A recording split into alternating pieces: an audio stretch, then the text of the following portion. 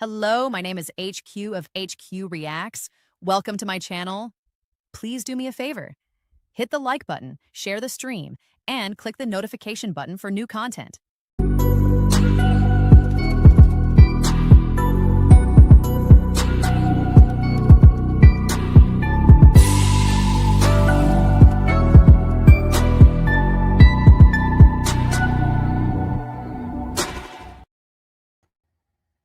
Hey everybody, this is HQ.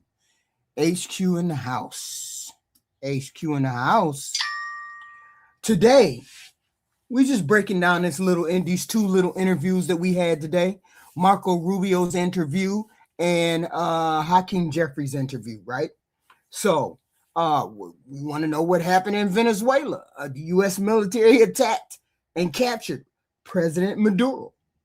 And what Marco Rubio actually said in this interview about that capture. We'll play the video and stop, analyze what his words reveal about U.S. strategy or lack thereof. Marco Rubio looked wild in this interview, but let's go. Let's go. Miami. Good morning to you, Mr. Secretary. Good morning. Good morning. President Trump said that the United States will run the country and that Venezuela will be largely run by, he pointed to you and some of the other cabinet members when he spoke to the public yesterday. He said the U.S. retains all military options, including boots on the ground, until U.S. demands have been fully met. How do you plan to run the country? Well, first of all, I think the important thing to point out is that the key to what that regime relies on and is their economy fueled by oil. And right now, it is an oil industry that is backwards and really needs a lot of help and work in terms of it. And not only that, but it doesn't help the people. None of the money from the oil gets to the people. It's all stolen by the people that are on the top there. And so that's why we have a quarantine. There's a quarantine right now in which sanctioned oil shipments, there's a boat, and that boat is under U.S. sanctions. We go get a court order, we will seize it. That remains in place. And that's a tremendous amount of leverage that will continue to be in place until we see changes, not just further the national interest of the United States, which is number one, but also that lead to a better future for the people of Venezuela. And so that's the sort of control the president is pointing to when he says that. We continue with that quarantine. And we expect to see that there will be changes, not just in the way the oil industry is run for the benefit of the people, but also so that they stop the drug trafficking, so that we no longer have these gang problems, so that they kick the FARC and the ELN out, and that they no longer cozy up to Hezbollah and Iran in our own hemisphere. But what you are talking about is more of a sanctions pressure, not boots on the ground. So just to be clear, there is no plan for U.S. occupation of this country of nearly 30 million people.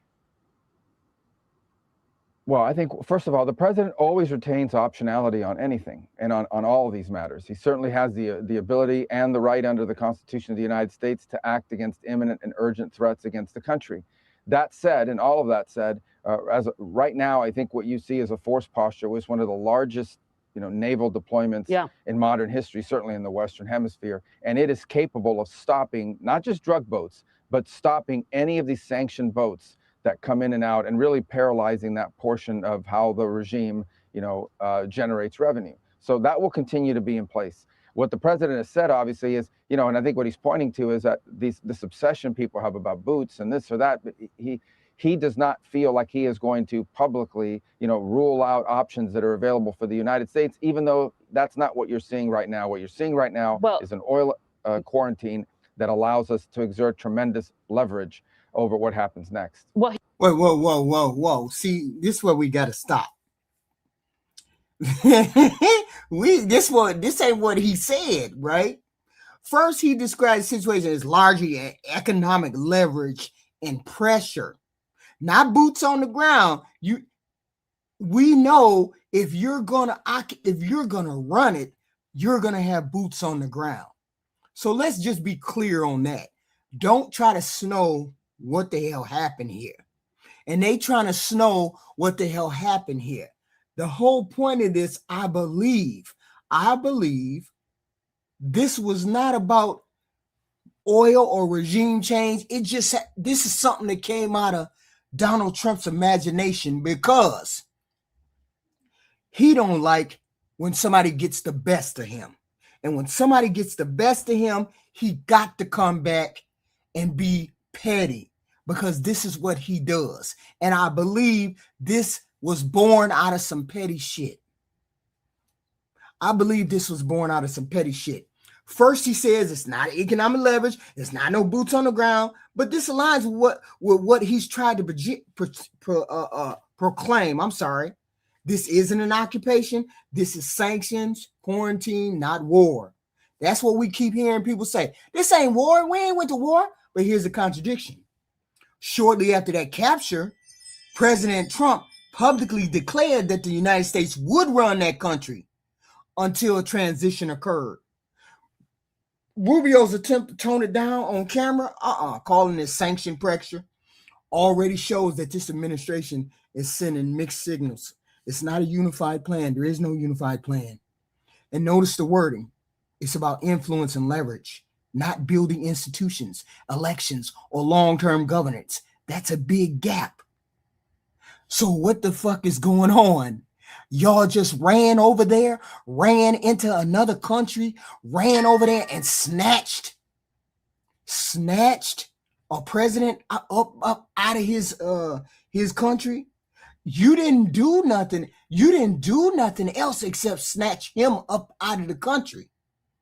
What about the rest of those people that are still there?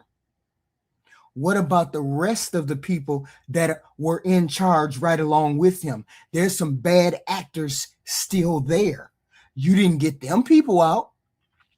You got to get that whole administration up out of there. But they didn't do that. They just got the damn boss. So what about the rest of them people? Them people must have went along with whatever was going on. They allowed this shit to happen. They was in on it. They was in on it. The people that's there still. He also said the U.S. is ready to stage a second and much larger attack if we need to do so.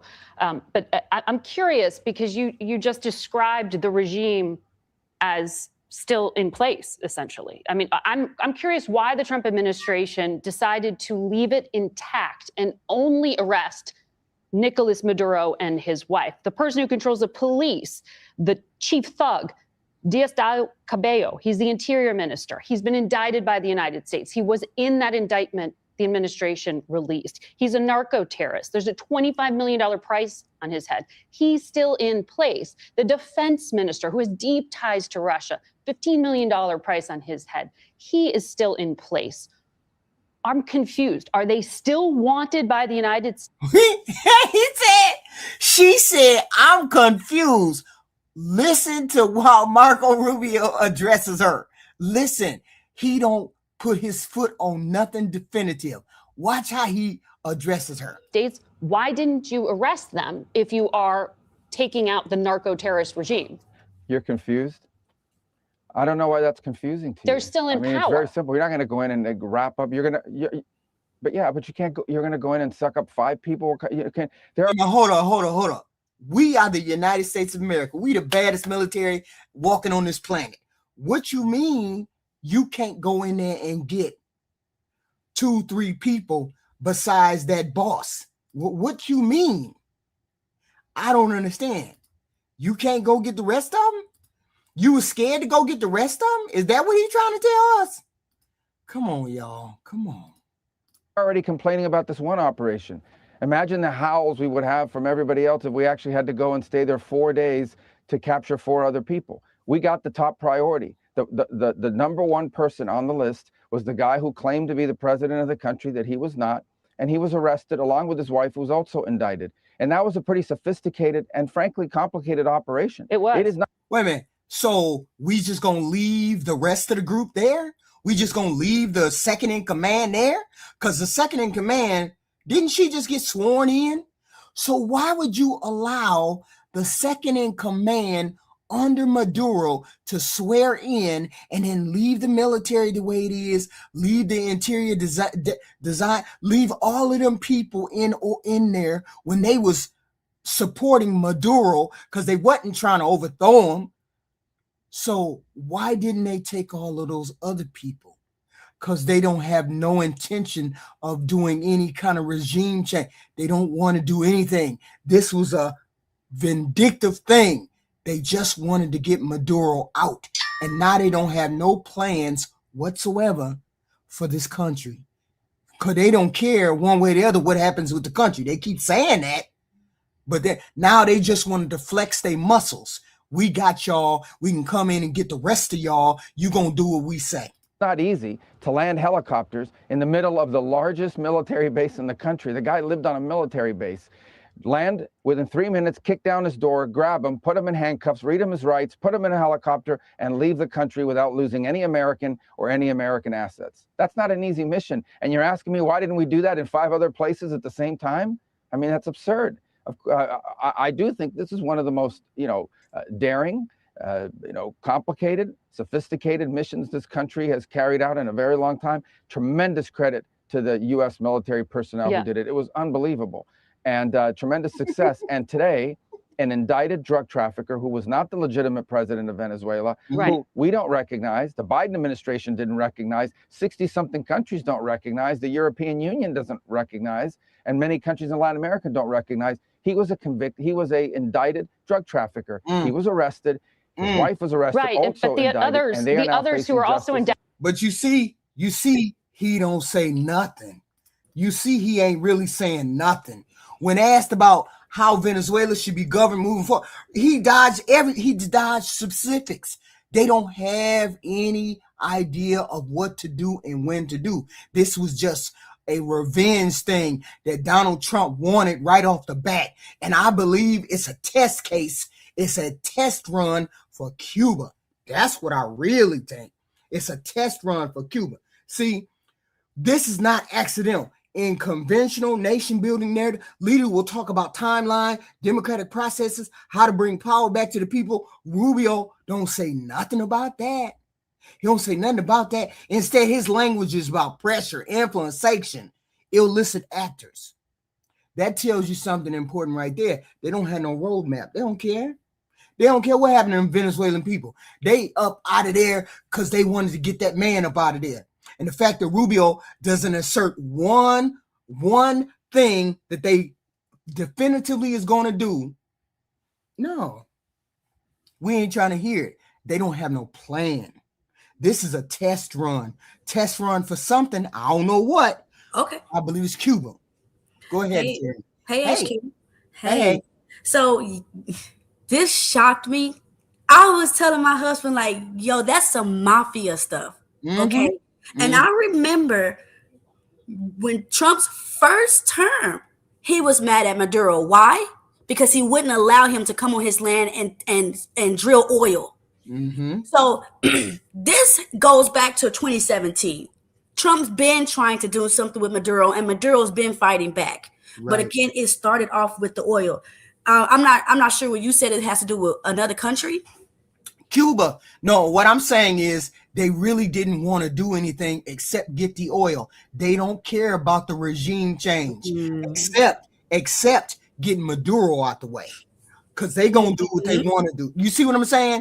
Once I get the boss, I don't care about the rest of y'all, because you know we can come in there and get the rest of y'all. So you gonna do what we tell you, right? So they gonna do what he tell them to do. What Trump tell them to do, they gonna do.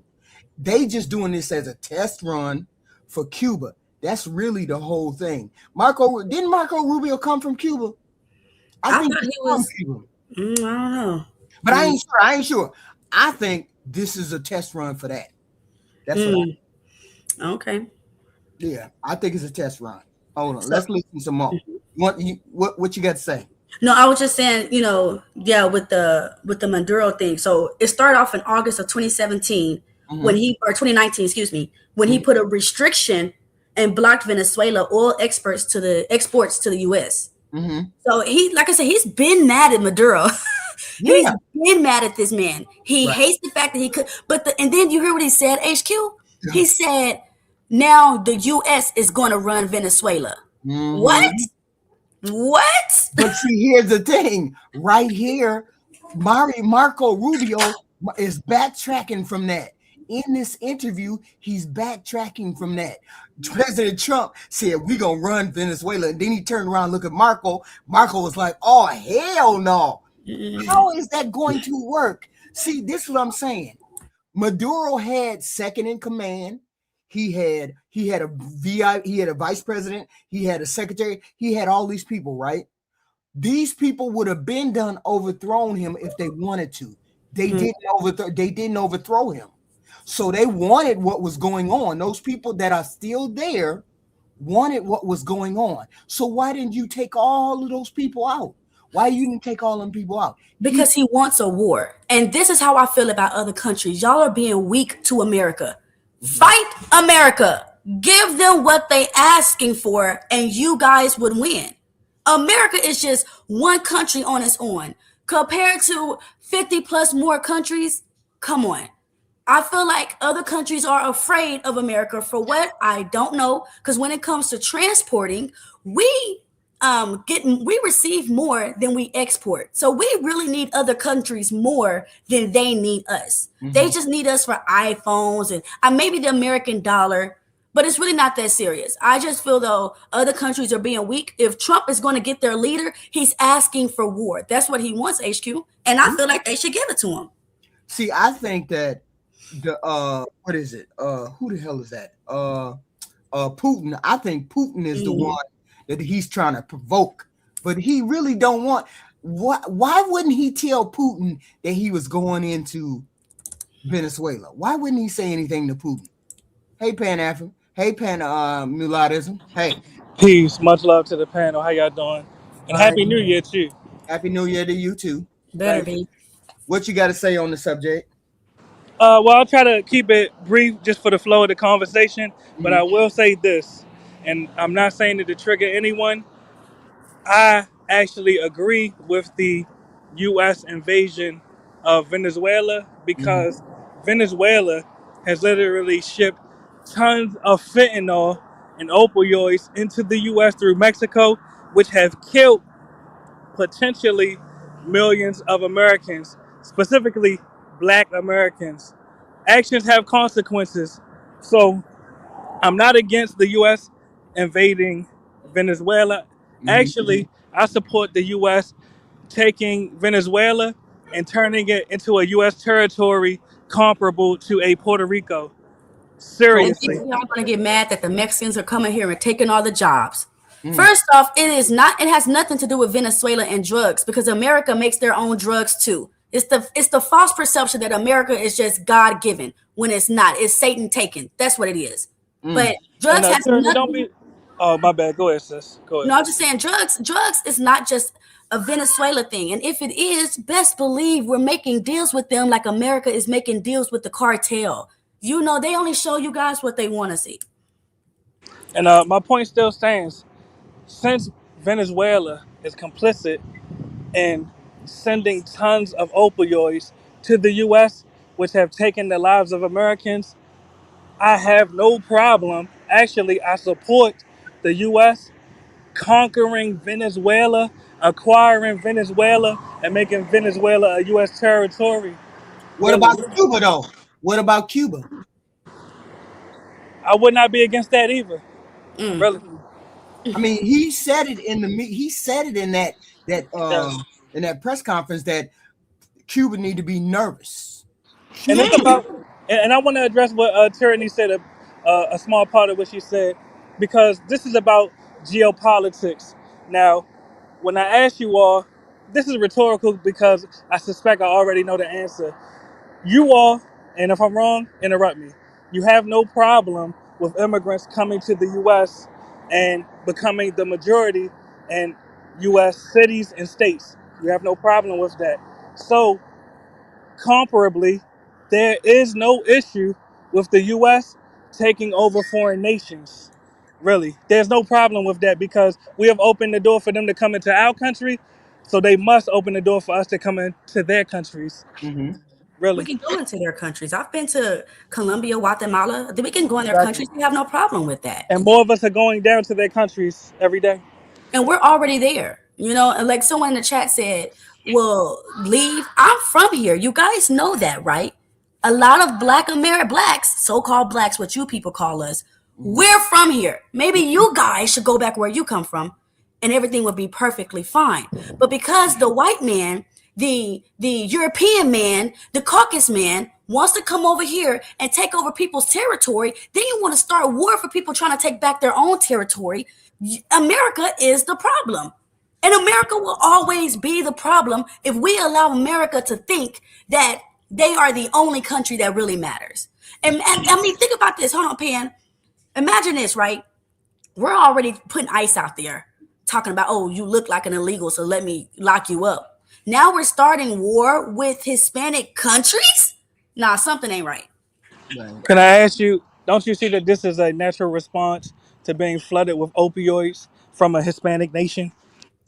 You don't think America is going to make their own opioids? Now, I'm going to answer your question if you're able to answer mine, just so we don't talk past each other. Don't you realize that it is a natural response for the U.S. to invade a particular nation that has flooded us with tons of opioids that have killed citizens of our nation?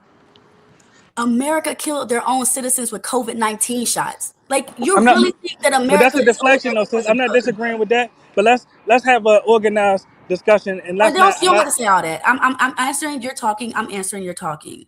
Okay. Yes, but you're not answering the question I asked you, though. With all due respect, I'm I'm sorry. Go ahead. asking, since Venezuela specifically has flooded the U.S. with tons of fentanyl, which has taken the lives of U.S. citizens, particularly Black Americans of your own ethnicity, don't you understand that a natural response would be for the U.S. government to invade Venezuela? Yeah, I don't agree with the drugs.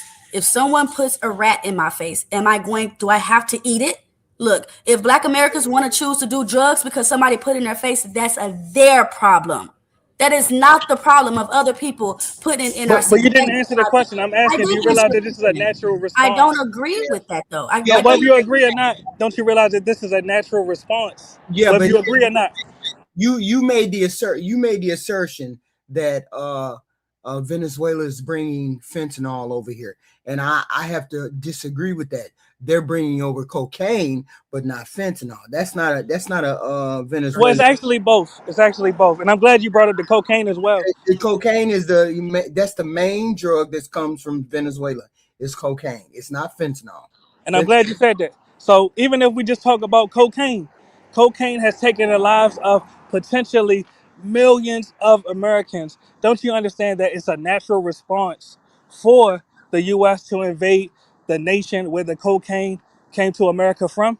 That's if they're doing what this particular. See, here's the thing. My stand is this: they don't care about the coke crack. They don't care whether that floods the United States and kills people or not. The Trump regime don't care about that. I don't know why we have a conversation about that. They don't care about that because he wouldn't be pardoning drug dealers if that was the case. No, He don't, HQ. The reason don't that I care bring it about up that at all. is because it's a pretext.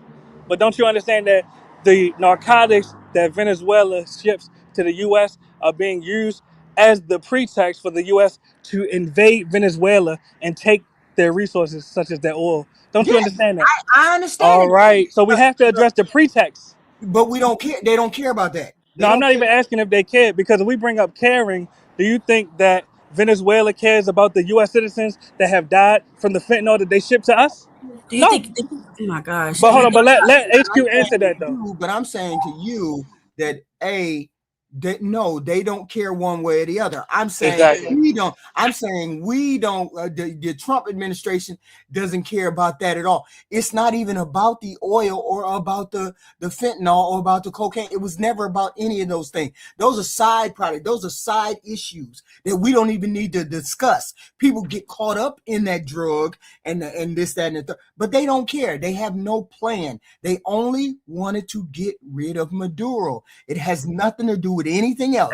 The oil is a side thing. But that's a good thing because now Donald Trump can say, "I gave my friend some oil," but he don't care about no cocaine. That was just a ruse to get And us to be on the radar of killing people in those boats. It was And they, just and, Hold on, HQ. Pan. Hold on, Pan. My bad. Go ahead, Tyranny. the Go ahead. I'll go Trump after you. administration don't care about they don't care about that coke or the fentanyl or nothing else. So it's not even a discussion. They don't Now, care. I looked it up. I'm looking it up. And I looked up on Chat GPT where fentanyl comes from. It says the chemicals you actually come from China. Yeah. So it's Yeah, the they go from China to Venezuela to right. Mexico and to the No. U.S. You're pushing Venezuela. But now Exactly. They you're come from running, yeah, China it to comes from China. Venezuela. Okay, but you didn't say that. You Yes. said Venezuela. It's the attack on the Hispanic. Exactly. It comes from China to Venezuela to Mexico The and to Okay, the main, but you U.S. didn't blame China. You said you blame Venezuela. the No, I main blame all parties, but right now we're talking about Venezuela because they got no, bombed by the U.S. Venezuela, that's not the drug that comes from Venezuela. All Cocaine right. is what comes from Venezuela. It's But not all fentanyl. right, Cocaine. respectfully, Tyranny just pulled up the Chat GPT and it confirms that fentanyl is being trafficked through Venezuela into Mexico into the U.S. You Okay, But said the so why point we is this. can't bomb China My then? bad. Let Tyranny go because I want to get in after her. Go ahead, sis. No, I'm asking why we can't bomb China. Are you in agreement with us bombing China then? I'm gonna be honest. If the U.S. military was to take actions against China, I would not be against it. Now, I do also admit that the stakes would be much higher because they are a nuclear power, but I would not be against the U.S. taking military action or any type of action retaliatorily against China for flooding us with opioids and the COVID pandemic. I would not be against it. But let me make the point that I was trying to make. Are y'all able to hear me? yeah, we got it. Yes, the Yeah. point I was trying to make is Wait a minute, hold on. Wait a minute. Let me read this. Let me read this. What it says is Mexico is the primary source of fentanyl that enters United States. Chinese supplies the precursor chemicals, the ingredients. China supplies the ingredients, but it's Mexico that basically puts the fentanyl here in the United States. There's no credible evidence that Venezuela is a major source or primary source of fentanyl to the United States. That is not what Venezuela brings over here. Venezuela traffics cocaine. yes, even with the cocaine. That's why I conceded that point, so we don't get lost on a tangent. Even Mhm. with cocaine, undoubtedly, potentially, millions of Americans have lost their life due to the cocaine epidemic. So my Right. point is, since Venezuelans collectively, they are not remorseful. They have not paid reparations. They have not compensated Americans for flooding us with cocaine that has taken the lives of Americans. Why should we even care? Why should we be sympathetic What? that What about Oh, so their president has been taken out of office? you're asking why we should be But sympathetic at least could someone answer the question? to the Venezuelan people? Why should we be sympathetic to the Venezuelan people? Is that what you're asking? Why should we My be bad, I sympathetic? missed that. No, I'm saying you're asking why should we be sympathetic for the Yeah, did I Venezuelan? go out or did y'all go out? It might have been my phone. You went out. Yeah, You went why out. should we even care? Oh, my bad. I'm sorry. Yeah, why should we even care when they Right. are responsible for the deaths of literally millions of our own people? Why should we Yeah, care but about their fate? I'm gonna be very blunt, and it might offend people. I care about America first. I don't care Yes, about man. another country before America. So no, if you put it into that context, I'm not so concerned about Venezuela because they could have overthrown their government years ago, but they didn't. Two, Yes, man. two, I'm concerned about the fact that a bunch of constitutional things were broken in the chasing of this leader of another country. This president broke a bunch of protocols. I'm concerned about those protocols that were broken. Yes, I care about the Venezuelan people as a humanitarian, of course. But in the big, bold range of things, no. The way I look at it is, why are we over there in their country worried about somebody else's regime? We don't care about your regime. We don't care about that. We would have did something years ago if we cared about that. So Venezuela is great. It's fine that we did that. the freedom of the people, it ain't no freedom of the people. Nothing is going to change in that country. So therefore, it don't need to be on my radar. This is the whole point of this video with Marco Rubio. They're not going to change the regime in that country. They just went to get Maduro. Nothing is going to change. That's it. They're going to go over there and talk to these people and say, hey, we can come get you when we want to. We want the oil. That's it. We don't give a damn about your regime change. We don't care whether you suppress the people. We're not doing none of that. That's what they're doing.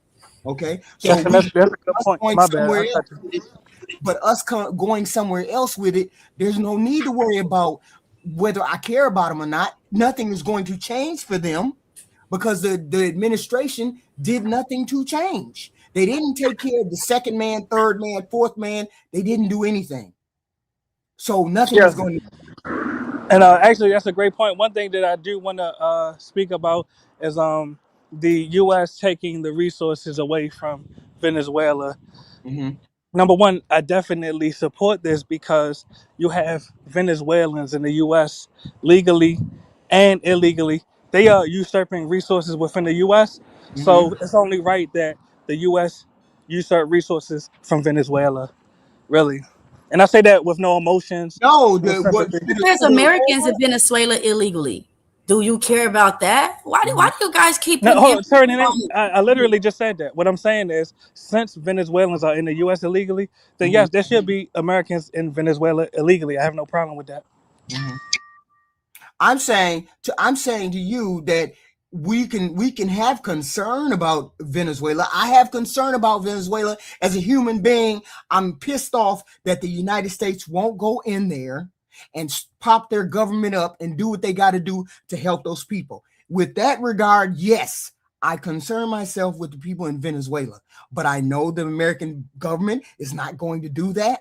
I'm going to worry and be pissed off for no reason because they're not going to do that. Otherwise, they would have did it. Now, to the winner goes the spoils. The spoils is Yes. oil. So they got the oil. They get the spoils. It's the way that it is. It's always been that way. That country allowed themselves to get took over by the United States. They didn't resist. There was no reason to resist. Donald Trump told Maduro, "Do you want to go in exile? We will exile you from Venezuela, and then you can live the rest of your life on an island in Turkey if you want to." Maduro said no. So they went and snatched his ass up. That's what happened. Yes, as they should have. So so they left all of the things still in place over there, except the threat that the United States can go over there and touch them when they want to. That's the only thing that's going on with that. I hate it for the people. The people were joyous and they were happy and they were doing X, Y, and Z. But they don't. But the United States government ain't got no intention of going over there to save nobody. They ain't over there to save nobody. and it's all the crimes or treason that Mm-hmm. Donald Trump has done. Do Mm-hmm. you agree then, Penn, as well, that people should come and snatch him? And Hey, I want to hey. answer your question, but oh my bad, somebody else trying to get in. Go ahead. Oh, I thought somebody else was trying to get in, and That was I noticed that this is a conditioned reflex of Americans when we criticize other nations for the atrocities that they have committed against us. mm-hmm. We have a conditioned response to say, well, some of us do each other bad too. Even other Americans have done this crime, this crime, this crime. With all due respect, I don't have ADHD. I'm able to focus on the topic at hand. So But that yes, is a since topic that Venezuela, is, let me but land my plane. Let me land yeah, my but plane. don't be insulted. Since, I'm not trying to insult you. Since let's not be emotional or contentious.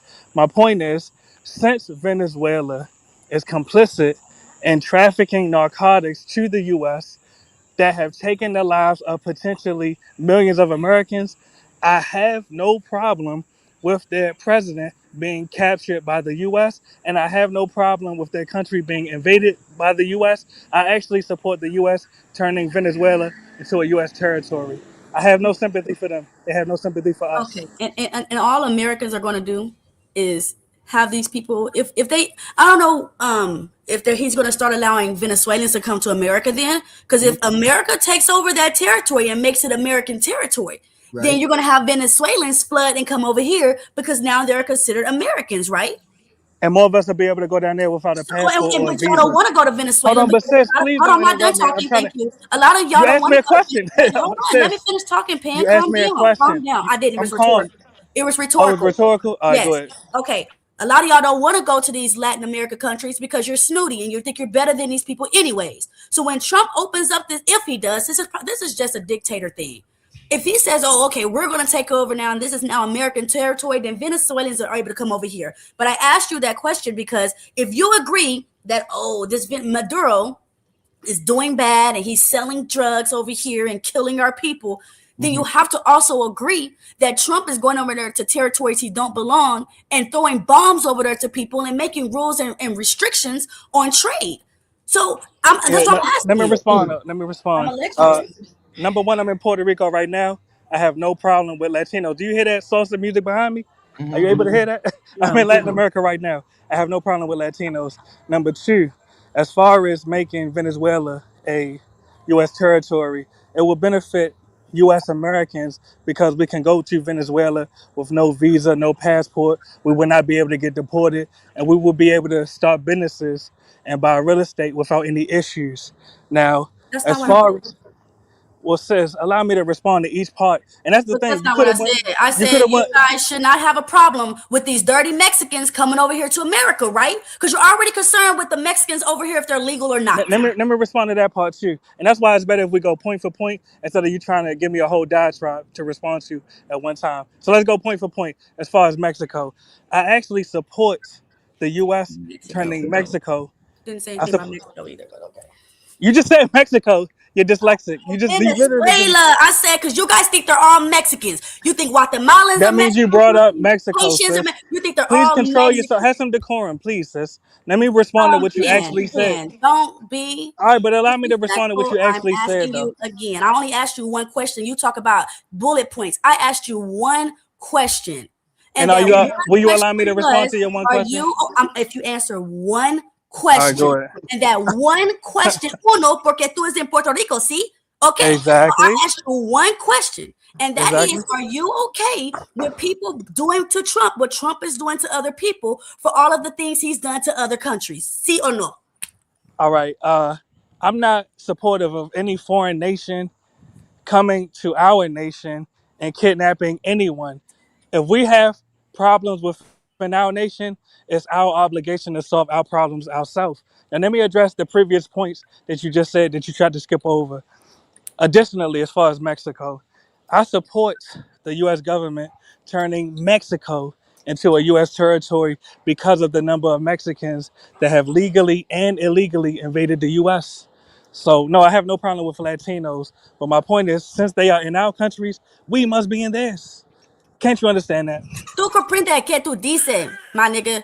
I heard what you said, but you are not American. Yes. Americans are American, and majority of them are Caucasians. The All right. Caucasian race, because I know you're half of it, the Yes. Caucasian race will not be okay with Venezuelans coming over here. You talk about us going over there, bro. That's never been an issue.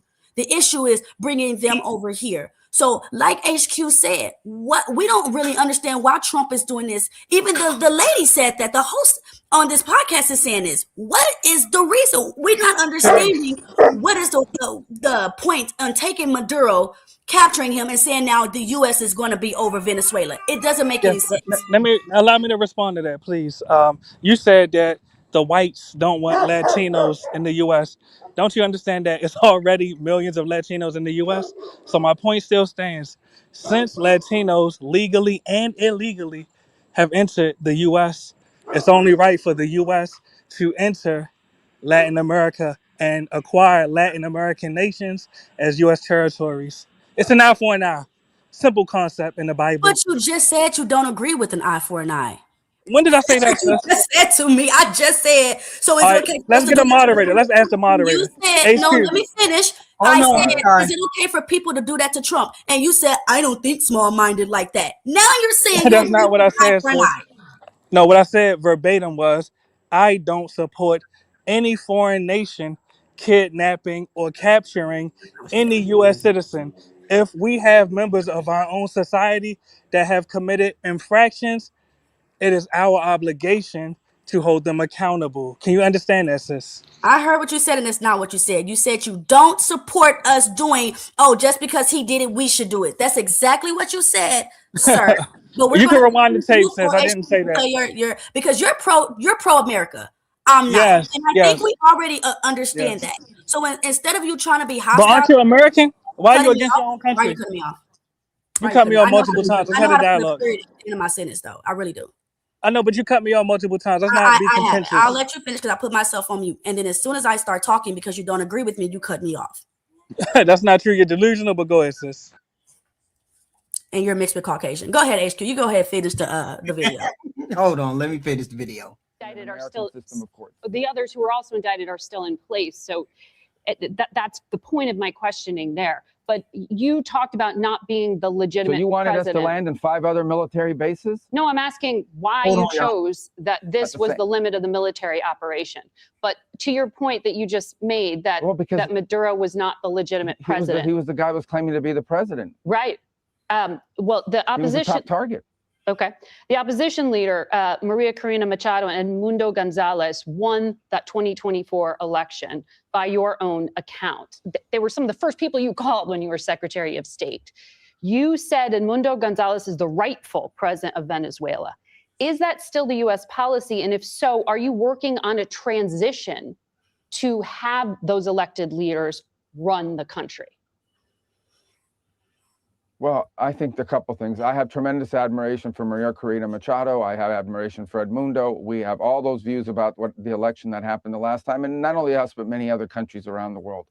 There's that. And there's the mission we are on right now. We have been very clear from the beginning, because I still think that a lot of people analyze everything that happens in foreign policy through the lens of what happened from 2001 to 2015 or 16. The whole, foreign policy apparatus thinks everything is Libya, everything is Iraq, everything is Afghanistan. This is not the Middle East. And our mission here is very different. This is the Western Hemisphere. Within the Western Hemisphere, we have a country, potentially a very rich country, that has cozied itself up under the control of this regime, has cozied up to Iran, has cozied up to Hezbollah, has allowed narco trafficking gangs to operate with impunity from their own territory, allows boats with drugs to traffic from their territory. And we are addressing that. And by the way, for 9 million people in the largest mass migration event in modern history have left that country since 2014. But that regime is still in having place. An impact on.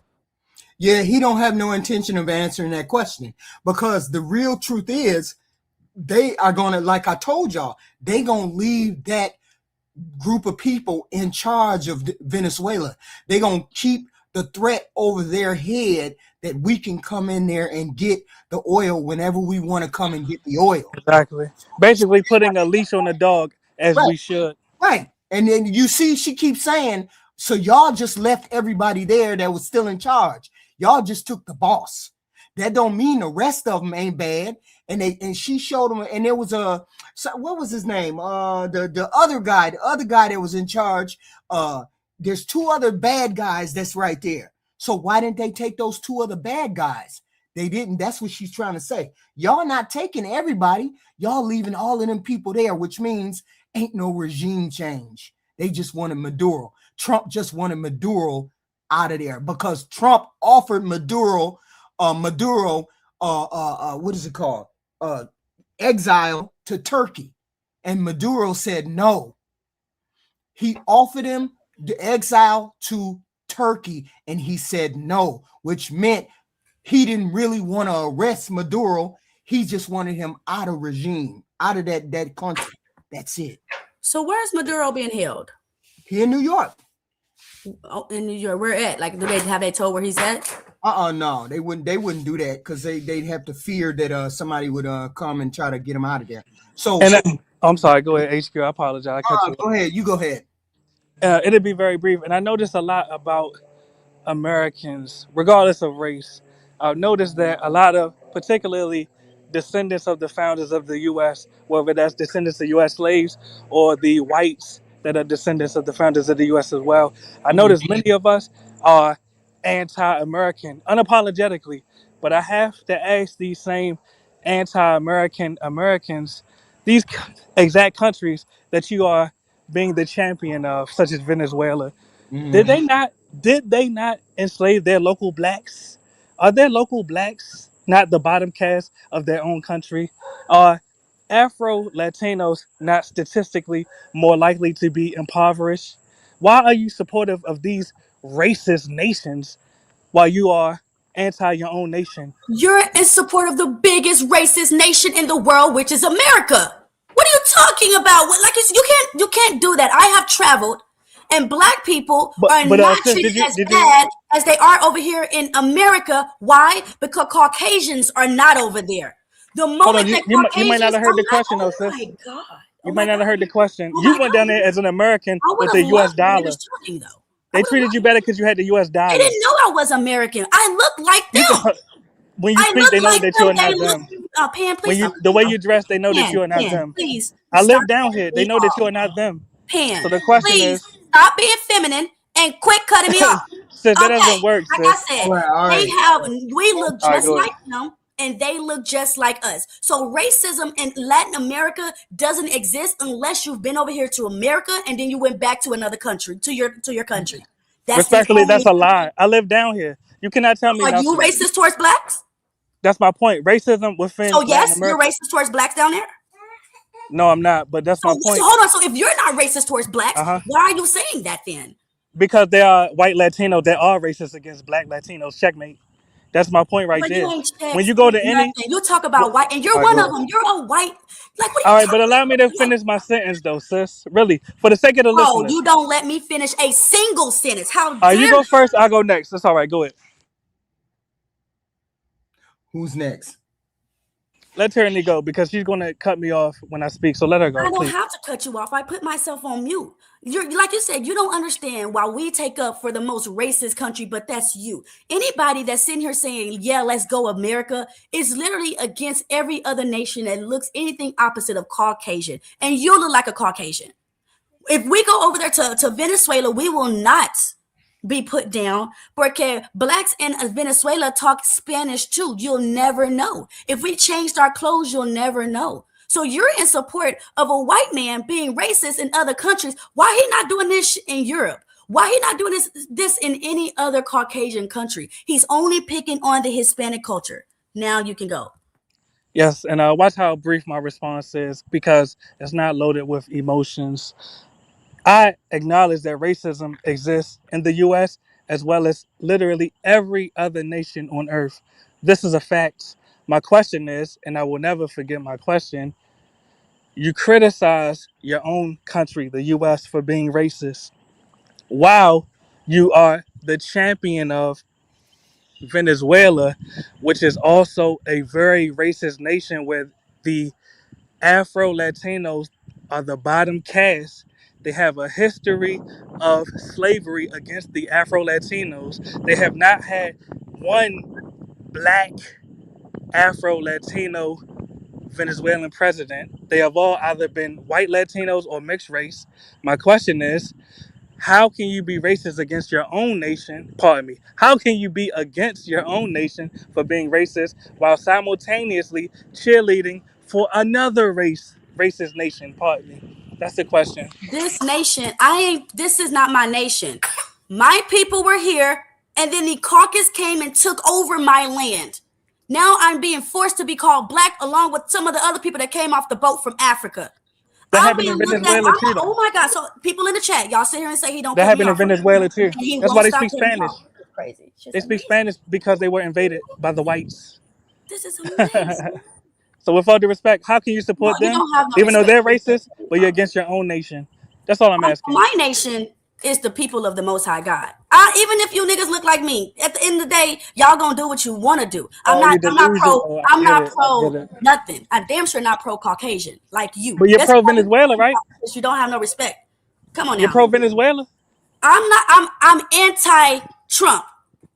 That ain't But mean you're I'm cheerleading for pro-Venezuela. Venezuela right now, though, sis. No, you're cheerleading for your daddy Trump. That's what you're doing. No, That's what actually, you're it's a lot of doing. things You I sit disagree over with here Trump and you about. want to question me and HQ on why we're questioning another Caucasian male going to a country that he don't belong in, taking their leader, and for Yes, what? and Maduro's not black. Checkmate. Why are I you didn't say cheerleading for Maduro him? was black. What are you So why talking are you about? cheerleading for him? Is the question. ¿Tú comprendes English or no? Do we need to speak in Spanish? Do we Do you need to speak speak in English? I'm Spanish? asking, why are Do you you? cheerleading for Maduro and he's not black? Bro, I know stuff about Maduro, but I never said I was cheering for this guy. Where you Actually, you been are. at? Let the Hispanics deal with their Okay, own girl. issues. Go ahead, HQ.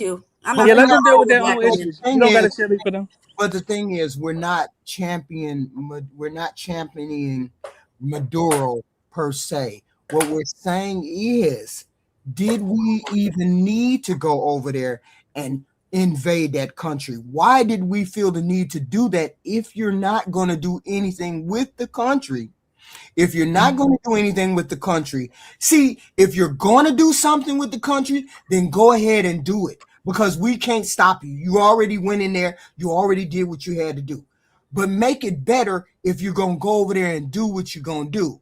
But they're not going to make it better. That's why I object to them going over there because they are going over there and not doing anything. Nothing And is. HQ. Yeah. HQ. And I rather had a dialogue with you because I respect you. You You have didn't a stop sense. coming on my panel. You If have you a sense don't of. respect me, Oh my do not God. come up on I my didn't say I panel didn't no respect you. more, bro. I didn't Nah, say I done. didn't Don't come up respect on you. my panel. You're Please. blocked. Go ahead, HQ. Go All ahead, right. bro. I wasn't trying to say I didn't disrespect you, but HQ, you have a sensible tone. I want to respond to what you just said. The reason that it's imperative that the U.S. invade Venezuela is to literally put the leash on the dog. It's very essential.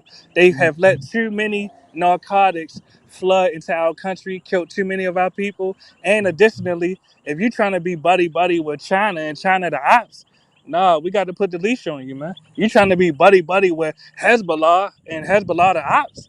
Nah, we got to put this leash on you.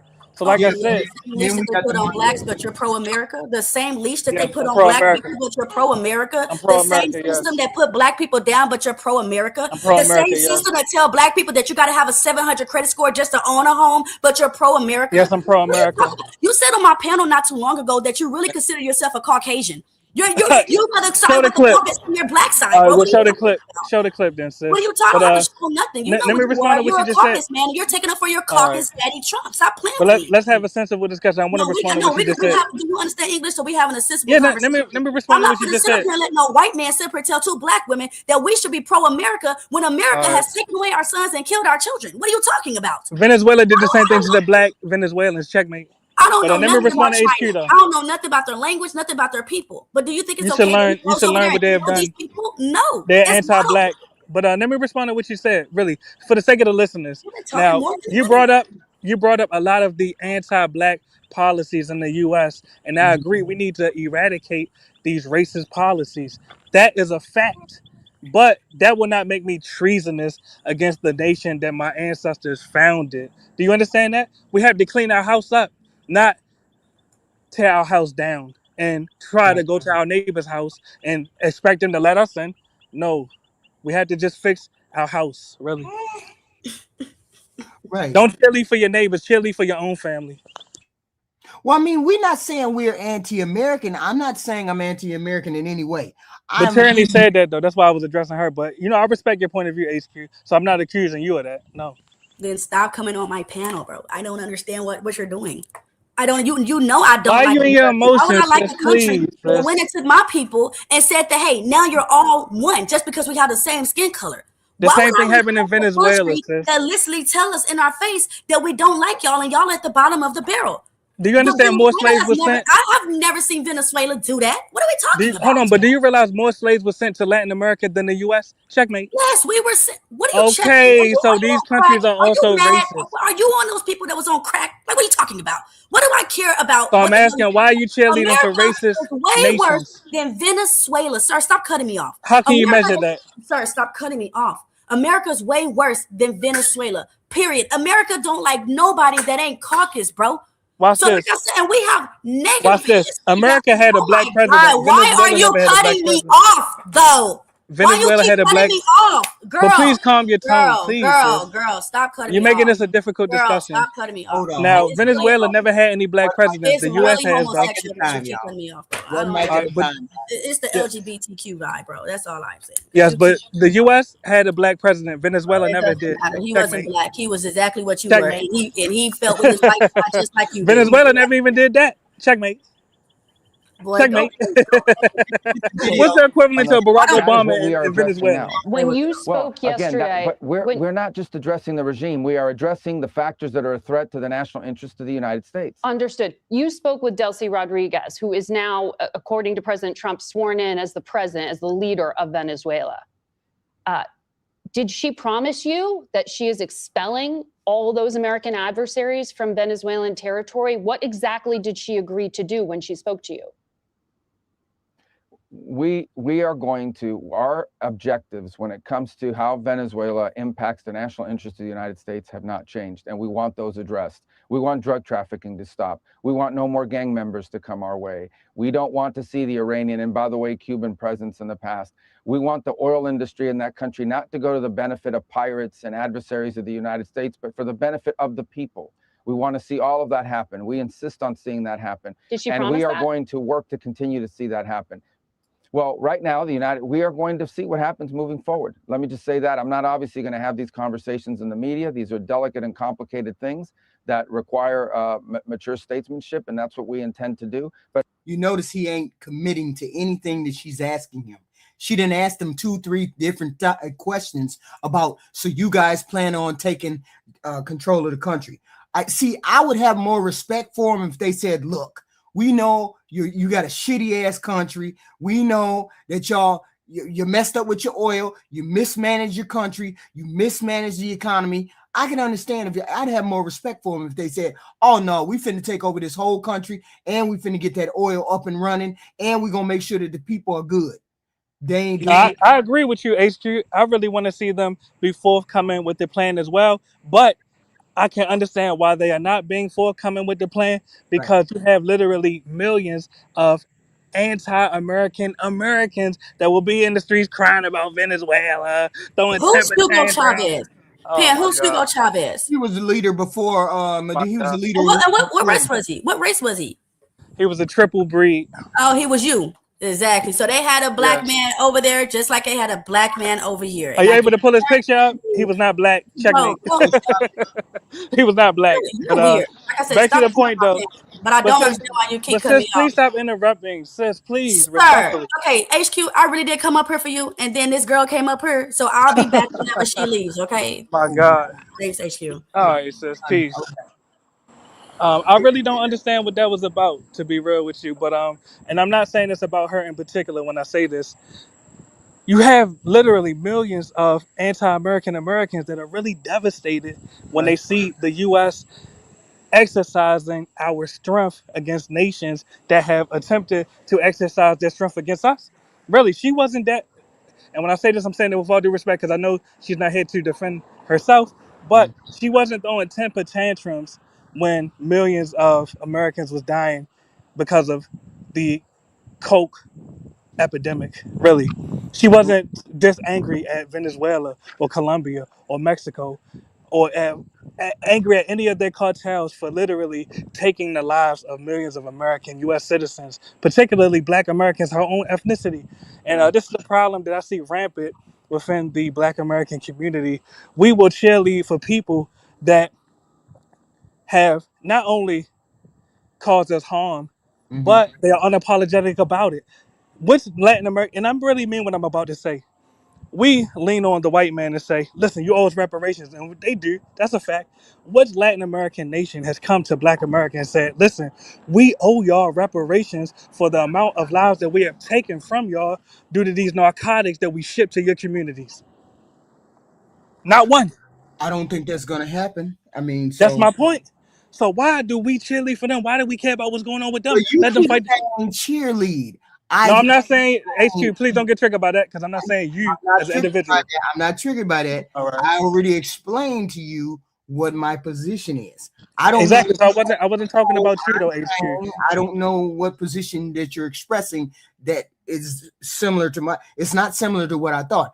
I am saying it in terms of being America first. I'm not concerned Yeah. about, and I thought I made it very clear that the Venezuelan people are incidental. I thought I made Exactly. that very Now, clear. HQ, do you realize I wasn't talking about you when I No, said Americans are cheerleading for Venezuelans? yes, America's a cheerleading for Venezuela. I get all of that. So Yeah.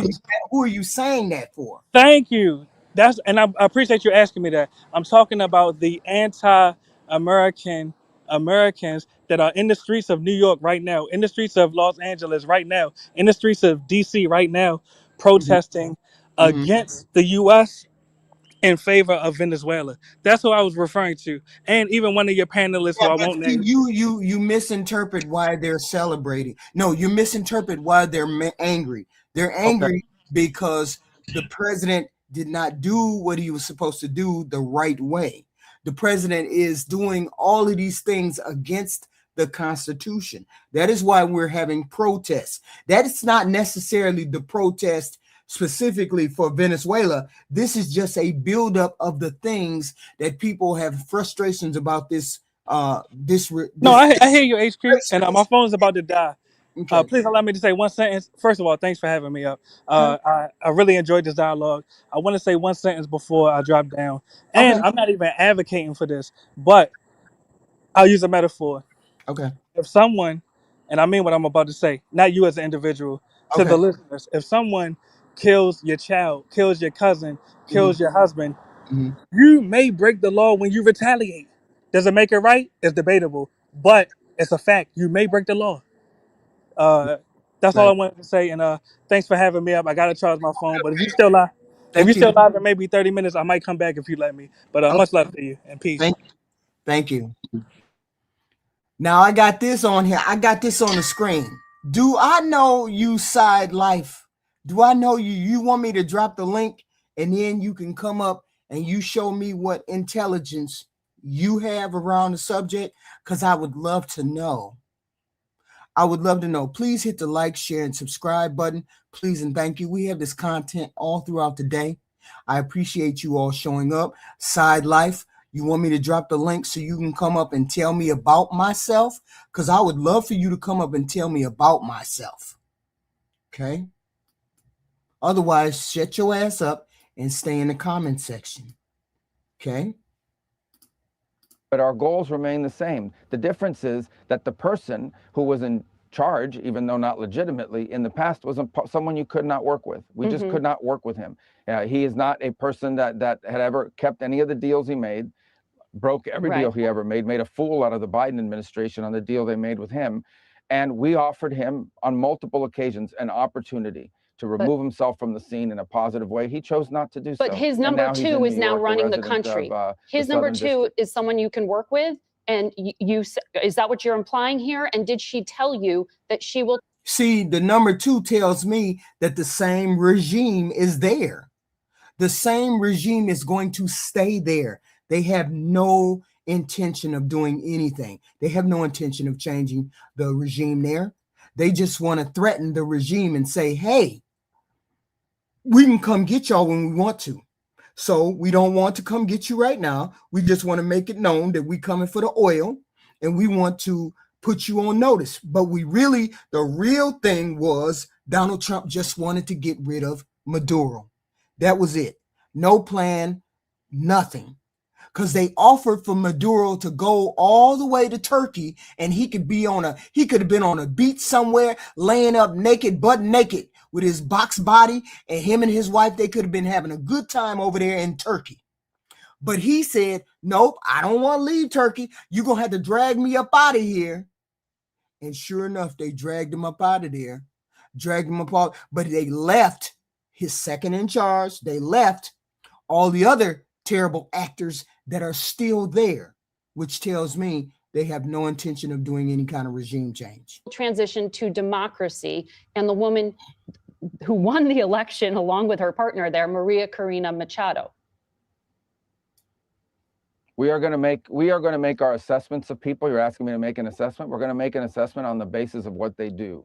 not what they say publicly in the interim, not what, what they've done in the past in many cases. But I hope y'all not gonna come in here and start talking that dumb shit again. Colston 6022, that's some dumb shit. Why y'all think this country's economy has done better under Democrats than Republicans? 77 million jobs created under a Democratic rule. 29 million jobs created under a Republican rule. Stop saying the Democrats have messed this country up. The Democrats is what's saving the country. Every time this country gets into a mess, a Democrat has to come and fix it. George Bush got us into the bullshit. Obama straightened it out. Obama had an amazing economy. Donald Trump came in and fucked it up. Biden came in behind Trump, and Biden put us on the right track. And then here come Donald Trump fucking us up again. I don't need to explain this dumb shit. That's all you need to do is go check history. That's what the problem is. Half of y'all don't look at history. You don't look at history. You just be talking. Okay? You just be talking. Okay? Stop talking and go check it out. 77 million, 29 million. Under the Democratic rule, always we have had to come and straighten out this country. Always. But this, I can't explain it to y'all because zombies don't want to read. What they do moving forward. So we're going to find out. You're asking me, how do I know what decisions people are going to make? I don't. I do know this, that if they don't make the right decisions, the United States will retain multiple levers of leverage to ensure that our interests are protected. Yeah. And that includes the oil quarantine that's in place, among other things. Well, but we are going to judge moving forward. We're going to judge everything by what they do. And we're going to see what they do. Okay, because yesterday, President Trump said Maria Corina Machado doesn't have the support or respect within the country. And by your own admission, she walloped Nicolas Maduro in the last election. So it does sound like a decision was made. But she wasn't on the ballot in the last election. No, but her party was. Edmundo was. Yes. Correct. So it was an illegitimate election, and that's why anybody is welcome to come on the panel and bring the fact that I lied about anything. Bring the fact that we as Democrats may produce 3 times as many jobs as you Republicans. Come on here and dispute it. Please bring your facts. Please hit the like, share, and subscribe button. We have this content like all throughout the day. It is what it is. The panel is always open. You can always come over here and you can always freaking get up on the panel and start talking. Okay? He's not a legitimate president. Right, but is there an agreement to transition to democracy? I think it sounds what like the president pointed out is the obvious. Well, I think what the point, but there has to be a little realism here, okay? A transition to democracy. They've had this regime, they've had this system of Chavismo in place for 15 or 16 years. And everyone's asking why 24 hours after Nicolas Maduro was arrested, there isn't an election scheduled for tomorrow? That's no, absurd. I'm asking what you talked about with her. These things take time. There's a process. Right. And you well, I'm not going to publicly get into details about any of those things other than to tell you that our expectations remain the same. And we are going to judge whoever we're interacting with moving forward by whether or not those conditions are met. Of course, we want to see Venezuela transition. No, everybody knows when everybody knows that who was the president? Bill Clinton. When Bill Clinton left office, he had a surplus. Tell me I'm lying about that. Who came in after Clinton? Was it junior or was it senior? I think it was junior. Was it junior or senior? Junior. When George Bush, the son, left office, he left a crashing economy. The economy had crashed because of the housing market. And Obama came in and did that 500 million or 500,000 thing that pulled us out of the gutter. Obama did that. Okay. Obama left office with a booming economy. Don't take my word for it. Go find out. Then Donald Trump got into office and the economy went to fuck hell. Then Biden got in there and Biden put us back on the right track. So don't talk to me about what the Democrats didn't do. Bill Clinton's economy was A1. Everybody said that. Every marker, he balanced the budget, he did everything. Obama came in, he balanced whatever he needed to balance, and he had a surplus when he left. Don't believe nothing I got to say. Just go and check it out. It ain't no absolutely incorrect. Y'all just talking out your ass. That's all. That's all. It don't matter how he got it. Clinton balanced the budget. Obama came in and had a surplus. And then every Republican that is been in between has fucked it up for all of us. 77 million jobs, 29 million on the Republican side. Shut your ass up if you ain't got the facts. I got the facts. And I've read about the history. Stop it. And if you ain't got the facts and you don't know the truth, stop talking, because most of y'all don't know. It ain't no matter of brainwashing. That is fact. It's written in stone. It's written in books. It's written in the economy. Facts are false. Make it make sense. Make this dumb shit right here make sense. And to be a place completely different than what it looks like today. But obviously, we don't have the expectation that's going to happen in the next 15 hours. What we do have an expectation is that it move in that direction. We think it's in our national interest and, frankly, in the interest of people of Venezuela. The president used the word oil 20 times in this press conference. You talked about these tremendous oil assets that Venezuela has. But the president's last envoy to Venezuela, Elliot Abrams, is publicly arguing that you know better than the policy you're backing. He said, quote, Venezuelan plutocrats or U.S. oil executives seem to be coming to Mar-a-Lago and whispering about how easy life would be if we just made a deal with the regime once Maduro was gone. And that's exactly what they're doing. Making a deal once Maduro is gone. It has nothing to do with regime change. They're going to make sure that they get access to the oil. They're going to make sure they got access to everything that they want. Okay? Everything that they want. Okay? Is that what happened here? No, that's not what happened here. What happened here is that we arrested a narco trafficker who's now going to stand trial in the United States for the crimes he's committed against our people for 15 years. And the person who helped him, of course, his wife, who was co-located with him, so she was arrested as well. That's what happened here. As far as oil, look, oil is critical, not just to fueling economies all over the world. It's critical to Venezuela's future. Their oil industry is completely destroyed. It's destroyed all those oil fields that used to produce a lot and wealth for their country and their people. Those things are decrepit. They're bankrupt. They need to be reinvested in. It's obvious. They do not have the capability to bring up that industry again. They need investment from private companies who are only going to invest under certain guarantees and conditions. That has to go to the benefit of the Venezuelan people. Right now, all of that wealth is stolen. It's stolen and it goes into the hands of oligarchs around the world and the oligarchs inside of Venezuela. A handful of people benefit from it. The people don't benefit from it. On top of that, it's very simple, okay? In the 21st century, under the Trump administration, we are not going to have a country like Venezuela in our own hemisphere, in the sphere of control and the crossroads for Hezbollah, for Iran, and for every other malign influence in the world. That's just not going to exist. So he said, "It ain't y'all got to get that up out of here." This is a crucial moment, though.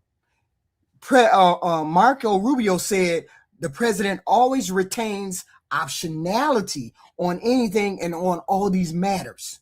So when you already got a framework, you already know what you're doing, your roadmap is clear, or you already got a strategic playbook going on, you don't frame shit as optionality. You frame them as planned policy decisions. There is no plan. There's no clear governance framework for what they gonna do with Maduro after he is left, after they took him out of there. There's no firm commitment for free and fair elections. It's about some other bullshit I don't know. The fallbacks is flexible options. This is not this. They took him. They just went and got that dude. This tells you more about the U.S. strategy than anything else. When you are forced to highlight optionality, he said the president wants to has the optionality. You are implicitly admitting you don't know exactly what you're doing, or that you're keeping all the goddamn doors open because you haven't settled in a direction yet. Why y'all ain't got no direction? So what we gonna listen to right now, we gonna listen to Hakeem Jeffries. See what he got to say about this shit. Y'all stand with me. Work with me. Work with me. Work with me. Welcome back. And joining me now is House Democratic Leader Hakeem Jeffries of New York. Leader Jeffries, welcome back to Meet the Press. Good morning. Good morning. Thank you for being here. We obviously have to start with the capture and indictment of Venezuelan President Nicolas Maduro. You have called him a, quote, criminal and authoritarian dictator who has oppressed the people of Venezuela for years. Is Venezuela better off without Nicolas Maduro in power? Well, he's a bad guy, of course, and he's going to stand trial in the American court of law at this particular point in time. It remains to be seen whether the people of Venezuela are going to be better off. Donald Trump claims that he's going to run Venezuela. He's done a terrible job running the United States of America. Life hasn't gotten better for the American people over the last year. Life has gotten worse. He promised to lower the high cost of living. Costs haven't gone down. They've gone up. The healthcare system is broken. Donald Trump refuses to do anything about it to address the Republican healthcare crisis. So the notion that he's going to run Venezuela and make life better for the Venezuelan people, of course, is belied by the facts as to what he's done as president here in the United States of America. Well, you just heard my conversation with Secretary Rubio. I asked him about the administration's decision not to inform Congress ahead of this operation until President Maduro had been captured. Right. Secretary Rubio saying this was not the kind of mission where they could have afforded to notify Congress. There were concerns about leaks. He made that point. President Trump made that point. Was the administration justified in this case in not briefing Congress? Well, there's been no evidence that the administration has presented to justify the actions that were taken in terms of there being an imminent threat to the health, the safety, the well-being, the national security of the American people. This was not simply a counter-narcotics operation. It was an act of war. It involved, of course, the Delta Force, and we're thankful for the precision by which they executed the operation and thankful for the fact that no American lives were lost. But this was a military action involving Delta Force, involving the Army, apparently involving thousands of troops, involving at least 150 military aircraft, perhaps involving dozens of ships off the coast of Venezuela and South America. So, of course, this was a military action. And pursuant to the Constitution, only Congress has the power to declare war, to authorize acts that take place in this regard. And we've got to make sure when we return to Washington, D.C., that legislative action is taken to ensure that no further military steps occur absent explicit congressional approval. So notice what Jeffrey does not say. He doesn't defend Maduro. He calls him a criminal, authoritarian dictator, but he also doesn't immediately cheer the United States action without a question. He's planning a distinction between Maduro's guilt and how the U.S. responded. This matters. It shows his focus isn't on Maduro's guilt. He don't care about that. It's on the process and justification for U.S. force. He's trying to box Trump in. That's what he's trying to do. He's trying to box him in. Okay. And this and present it as the heart of the constitutional debate, whether Congress should have been told beforehand or not. Okay. Should have been told. Okay. This is the key constitutional moment of the entire interview. Jeffries is saying three things all at once. This wasn't just about a drug bust. He explicitly rejects that, calling it more than a counter-narcotics operation. This is wild. And we're going to see. It's going to play itself out this week. All right, well, let's talk about when you return to Washington, D.C. One of the big topics at the forefront of Congress will be, of course, the fight over these Obamacare subsidies. They expired just days ago. The House set to vote on a 3-year. Yeah, but they're talking about the subsidies for the house. They should have just figured out what they could do to give us health care. This is what we should be fighting for anyway. Okay, he should be fighting for this shit anyway. But it is what it is. He understands Maduro. He understands what's happening. He understands the Constitution is what is at the center of all of this. He doesn't merely disagree politically. He frames it as an act of war, that this president did an act of war. So you're going to see a lot of those chest beating all this week, so that we can see, is the Republicans going to do anything? What he did in this interview was not just disagreement, okay? He took the constitutional stand that he should have took as the House second in the House. He should have said that. By calling it an act of war, he invoked Congress's exclusive constitutional authority to authorize military force. Something has been under serious debate since Iraq and Afghanistan rear. But see, here's the thing. Trump has pulled it to the forefront. Calling it an act of war isn't just words that he's saying. It's triggering, I think it's a legal and institutional question about who gets to decide when America goes to war. But see, Trump has been pulling all the power into that executive department, and people have been allowing him to do that. That's why so many other people, Democrats and Republicans, are now demanding a congressional oversight and even potential war powers legislation. This moment is wild. It's not about Venezuela. It's more about whether we are giving that president too many powers. Okay? Because the foundation of American constitutional authority needs these checks and these balances. So we need to figure out, are we going to let this stuff continue to go? Is it going to be okay for this president to pull powers that should be in Congress's hands back into the executive hands? Or are we going to flex ourselves and say, no, we can't allow him to take these plans?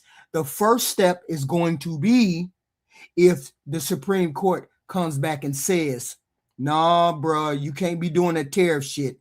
That tariff shit is Congress's job. Nah, bro, you can't be declaring war on a country, and that's Congress's job. This is where we at. This is, if not a constitutional crisis now, when is there a constitutional crisis?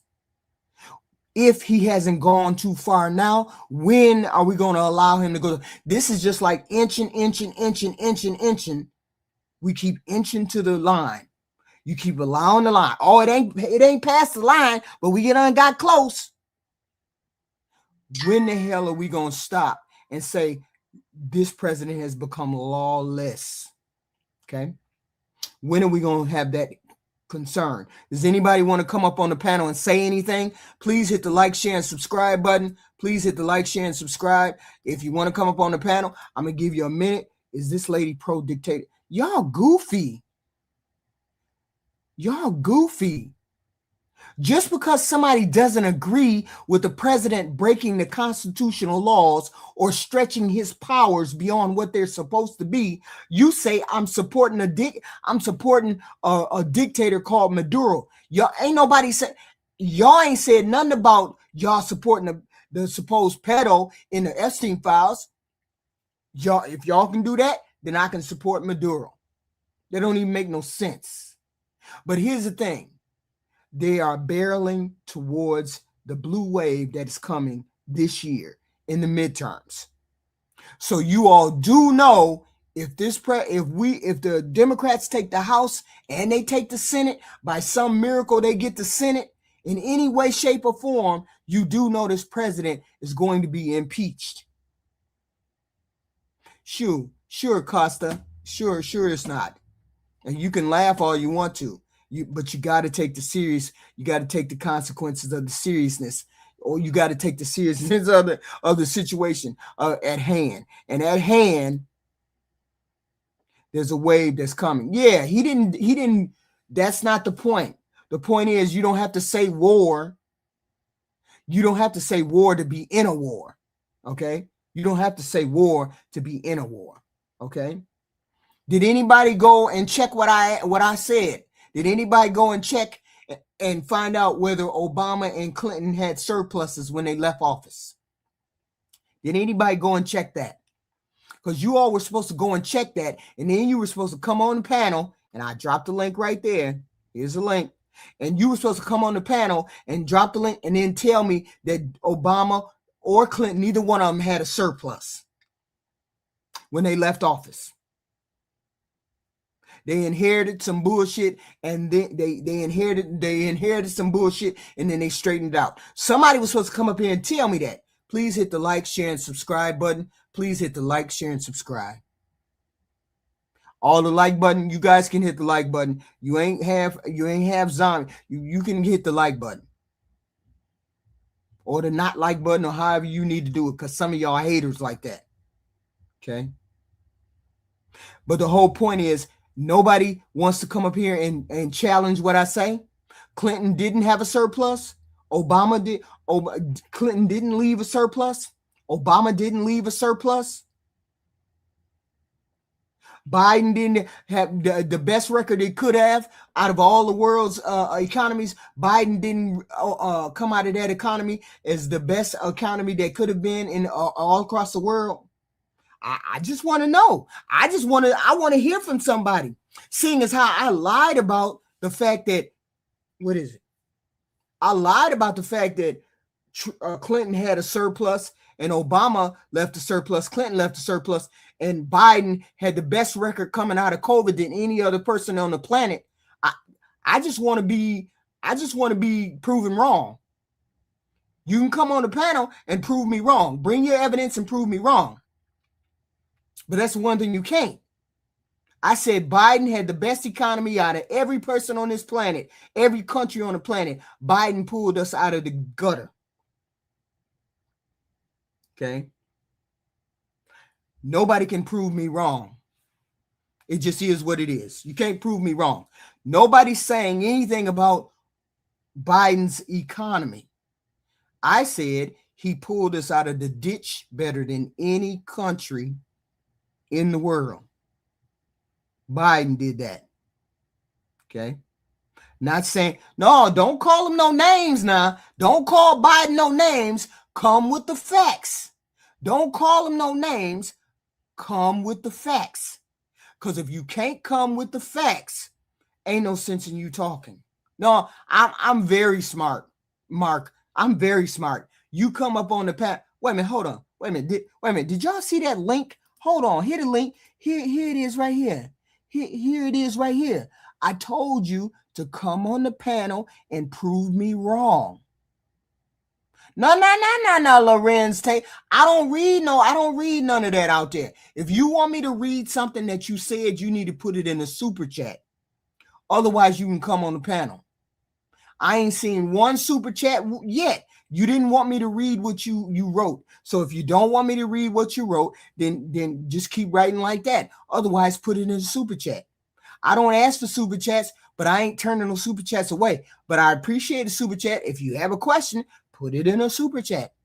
Hit the like button. Hit the subscribe button. Do all of them good things. Okay? Do all the 9%. Yeah, Biden had inflation. The height of Biden's inflation was 9.7%. That was the height of Biden's inflation in the year 2022. Biden got it all the way down from 9.7 all the way down to 2.6, where it is right now, creeping back up under Donald Trump, which makes it 3%. Yeah, this is a comedy site. No, this is where we spit out facts. We don't spit out propaganda that you want to hear. Okay? We spit out facts. The highest rate of inflation with Biden was 9.7% in the year 2022. He got it all the way down to 2.7, I think, or 6 or something like that. He got it all the way down to 2.6. That's what Biden did. So Biden got the inflation rate down to 2.6 or 7. Go look it up. Goddamn, you ain't got to listen to what I say. I'm lying to y'all. I'm lying and saying the biggest lie in the world. I'm saying it. But I bet you won't hit that link, though. I bet you won't hit that link with your facts. I bet you won't hit that link. And see, if somebody told me if somebody told me to hit the link and I was in a MAGA chat, I would hit that link in a minute and give you the facts. But y'all ain't gave me the link. Y'all ain't gave me the facts, and you don't have the facts. You're just saying that I'm lying. Okay? When I gave you, I said X, Y, and Z. Go check it out. Something so very simple. Find out when Biden's the highest rate of inflation. What year did Biden have the highest rate of inflation? Go look that up. That's a simple 10 so words. Just type it into Google, type it into Gemini, type it into Chat GPT. Just type it in there. When was the year that Biden had the highest inflation? Type it in. Type it in. And then you type in, what did Biden have inflation-wise when he left office? That's all you got to do to see if I'm lying to you. But I bet you won't come back and say that, though. I bet you none of y'all come back and say that, though. Because I'm not lying, and you know I'm not lying. XX Bro Chico XX, $1.99. Look up the War Powers Resolution of 1973. Why am I looking up the War Powers of 1973? Seeing as how I don't know what that would even prove. What would that prove? The 1973 War Powers Resolution.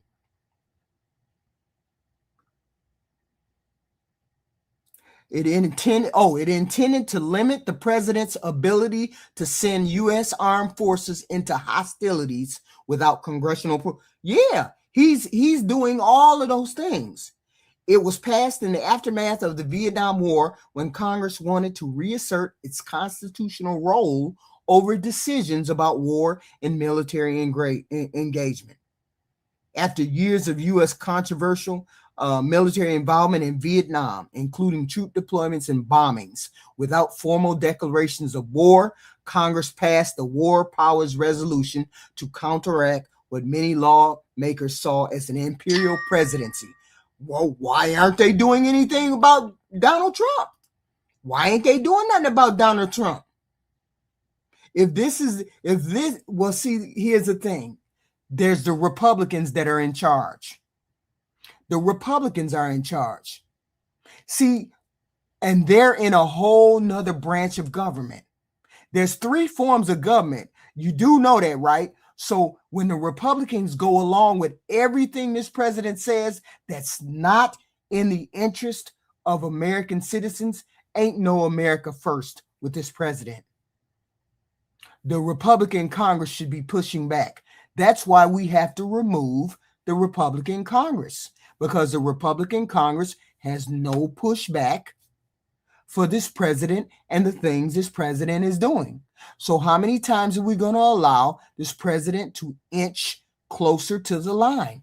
How many times are we going to allow it? Are we going to continue to allow him to inch towards that line? No, that ain't too far, Donald Trump. It ain't that far, President. No, you trying to do X, Y, and Z. It's not that far, Mr. President. No, we want you to punish your enemies in the news media. No, it ain't that far, your president. We don't care about that. We want you to continue. How far are we going to allow it?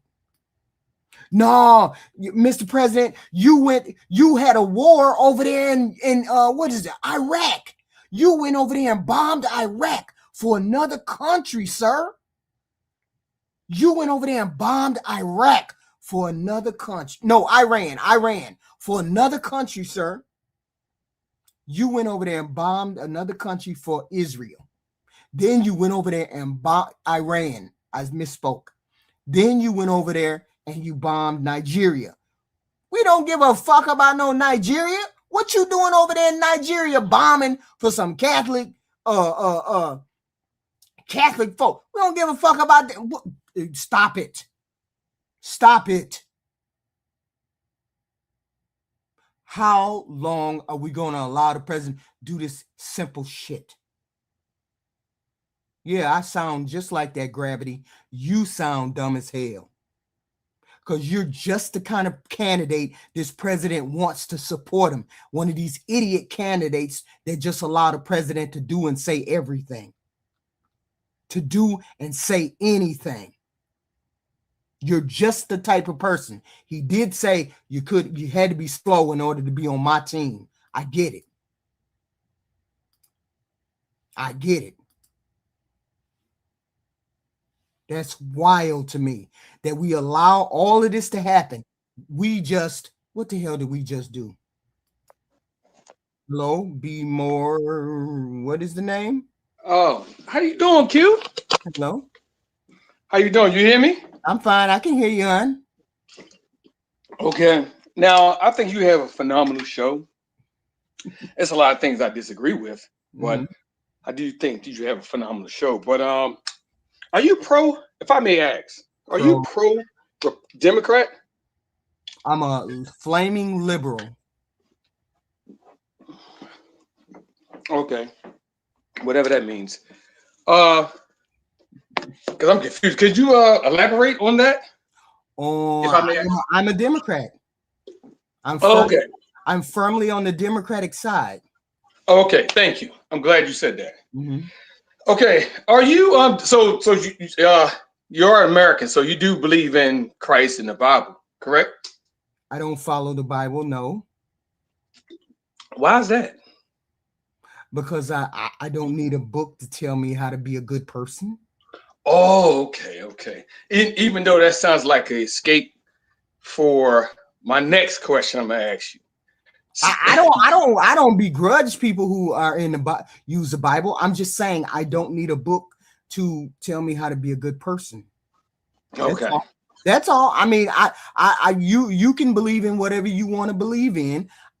I just don't think a book needs to tell me how to be a good person. And isn't that the point of a Bible, to tell you how to be a good person on this planet? Isn't that the roadmap to be a good person on this planet? Right? I could agree. I'm just saying, so I don't need the book to tell me how to be a good person. That's all. Okay. So you do believe in God, correct? A higher being? I believe there's a higher being, yes. Oh, okay. So we are created as we are. Mm-hmm. It is what it is. So do you support individuals? I can't even go with the delusional mayor in New York. The delusional mayor in New York, where we reside at right now. Who, Mandani? Mandani? Yeah, the gentleman who just indicated that he's going to put over $60 million into transgendering. What? Kids? I mean, if you want to look it up, it's been suggested that he's pushing for that. So if we are created as we are, I believe in male and female. All the rest of the things the social contract is made up. Yeah, but males and female. I do too. So we have over 700,000 homeless Americans here in America. And I'm a Republican. Right. And I don't understand how we can allocate over $60 million for people who have mental illness, and you don't do the same thing or even more for homeless Americans. Like, for instance, the last mayor who was called in front of the House of Representatives, and Senator Hawley asked him, along with the mayor of Boston, and the mayor of Chicago, another one that's lost his ever living mind. Why are you spending so much money on illegals and other individuals who had mental illness versus your own people in America? It makes no logical sense, and you're using the taxpayers' money to do this. Same thing in Seattle, in Minnesota. Changing the flag to a Somalian flag makes no logical sense. None. It doesn't. I'm like, I don't understand how the Democrats, they have lost it. And I used to be a Democrat, so I know how it is. You say the Democrats have lost it. Yes, ma'am. Yes, ma'am. With all due respect, yes, ma'am. How does that translate to Democrats? You say Democrats have lost it. No. These are specific cases that you're bringing up. Not all of us Democrats think the same, just like not all Republicans think the same. I don't support transgender surgery for children. I don't support that at all. I would be against that, but that doesn't have anything to do with me being a Democrat. That may be on the part of a Democrat or specific Democrats or 1% of the population, but that still does not negate what the Democrat stands for.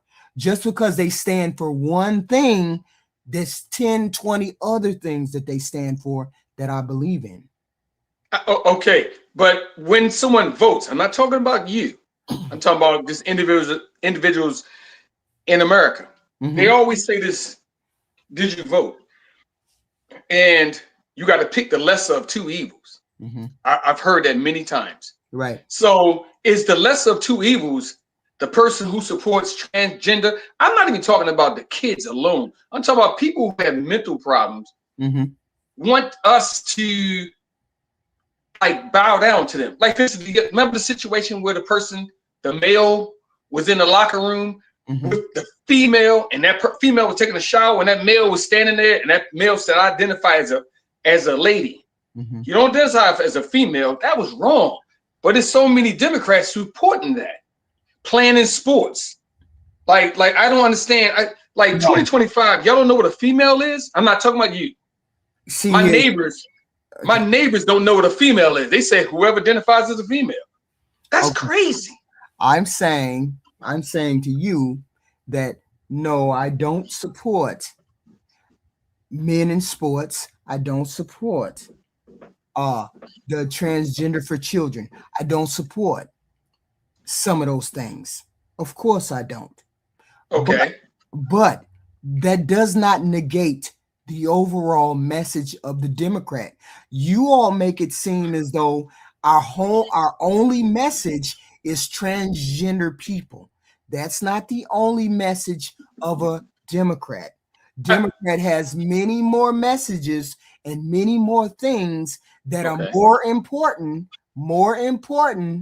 than 1% of the population. So I am a Democrat. I don't support those things. Just like you Republicans don't support all of the things that are on your side. That's the same thing with us. That's true. That's true. Everything, excuse me. We don't support everything that's on our side. So that's all I'm saying. I'm saying I align more with the Democratic principles, more with the Democratic Party than I do with the Republican Party. That's why I go with the Democratic Party. And I agree with you. With all due respect, mm-hmm. I don't align with, I look at it this way. Mm-hmm. I would like to say Republicans only, but I can't. So I say Americans only. Mm-hmm. And in all actuality, when I hear people, I know you're real, real smart. I've seen you. There's another show that you appear on, if I'm not mistaken, unless it's your twin. Is these two brothers be critiquing this young lady's show, a dating show, and then they go in and critique it.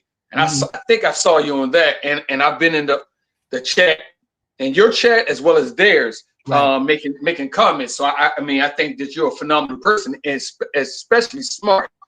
And it's crazy to me that like in Chicago, my cousins are there, and even in New York, where they can allocate money to illegals.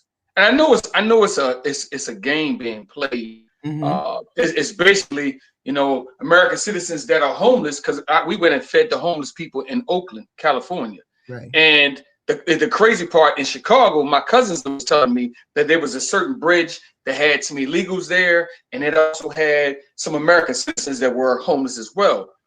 And they came and got the illegals first, because, like the delusional Don Lemon said, you got two people that's homeless. You got illegals that are homeless, and you got homeless Americans.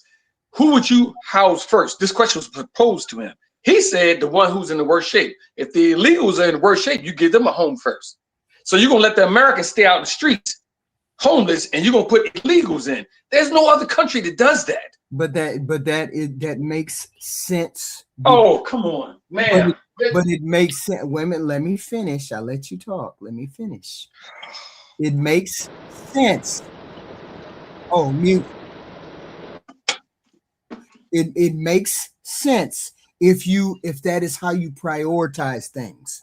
If you prioritize things based on, well, if you're an illegal or you're a full-blooded full-fledged American, but I'm the illegal and I'm bleeding out, and you're the full-fledged American, but there's nothing wrong with you, I would take the illegal because the illegal is bleeding out. That's his logic. But ma'am, I mean, we can use someone's about to die, someone's, you know, not dying. We're gonna work on the person who's more critical first. Okay. I get that. But we're talking about you're gonna use taxpayers' money to and like if I had, let's use another question. Let's use another example. People got their houses right here, and their kids are grown, and they found out their kids was homeless. Okay, and so we got to use Don Lemon's theory. You take the illegal in your house first, and then when you get some more money up, then you can bring your kid back in the house. America is our home. We should be first priority, not people coming across the border. I feel for them. I wish they had a better, but I can't leave 700,000 and growing homeless Americans. I ain't talking about the ones who crazy. I'm talking about the ones who have a job, who I fed, giving them homeless, who work at UPS, who work at FedEx in California, but they don't make enough money to put a roof over their head. But they make too much to get government assistance. But you're going to take in somebody who don't make no money and give them a place to stay. Makes no logical sense. But you said which one was the worst. You said he made his determining factor by who is the worst off. You said that. So yes, ma'am. So the worst off. What do you mean by worst off? Okay, so wait a minute, hold on. Okay, go ahead. I mean exactly that. Which one is the worst off? They're two homeless people. One has diabetes and they need medicine, otherwise they're going to die, and that's the illegal one. The other one doesn't have anything wrong with them, or they might have need a bandage on a foot.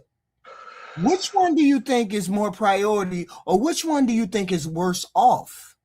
The one who hasn't taken their diabetes medication and they're blind and they can hardly see, or the one who has a cut on the foot? Which one is more a priority? It would be the one who has diabetes, right or wrong. So are we using your example? We're using illegal immigrant versus an American, correct? Yes, illegal immigrant versus American. So, and if you're going to take Americans' taxpayers' money should cover the American first. Yes, ma'am. What do you mean if it's going to take the taxpayers? But see, that's the thing. You're talking about, regardless of the depth of the injury, or depth of the decay, or depth of how bad they are. It doesn't matter how bad they are. That's what you're saying. They could be over there with a gunshot wound. The illegal person can have a gunshot wound, but the American can be fit, feminine, and friendly. And you would take the fit, feminine, and friendly above the gunshot wound?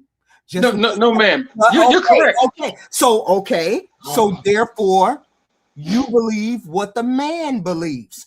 I take the worst case first. I mean, you moved the narrative. I get it. It's like when someone says about rape. When someone said, okay, there are females in my city, and probably in y'all cities too, I don't know, that use abortion as contraceptive. Like they said, well, what if they got raped? Okay, if they got raped, then we're gonna take that measure. But you done had abortions 5-6 times. You ain't getting that.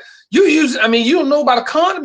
You're using the worst scenario. I am not, because I used the simple scenario before. I used a simple scenario about using medication as opposed to not having medication, and you still said take the American first. So I moved it to a worser case scenario, and you still said take the American first. So I'm saying it doesn't matter whether it's your criteria is if they are an American. You're going to help them first, regardless of whether this person is dying on the side of the road and they're illegal. You're going to take the American first. I'm saying the gentleman you spoke about said he's taking the worst scenario first. He's taking the person that has the worst homeless circumstance. He's taking that person first, regardless of whether that person is illegal or not.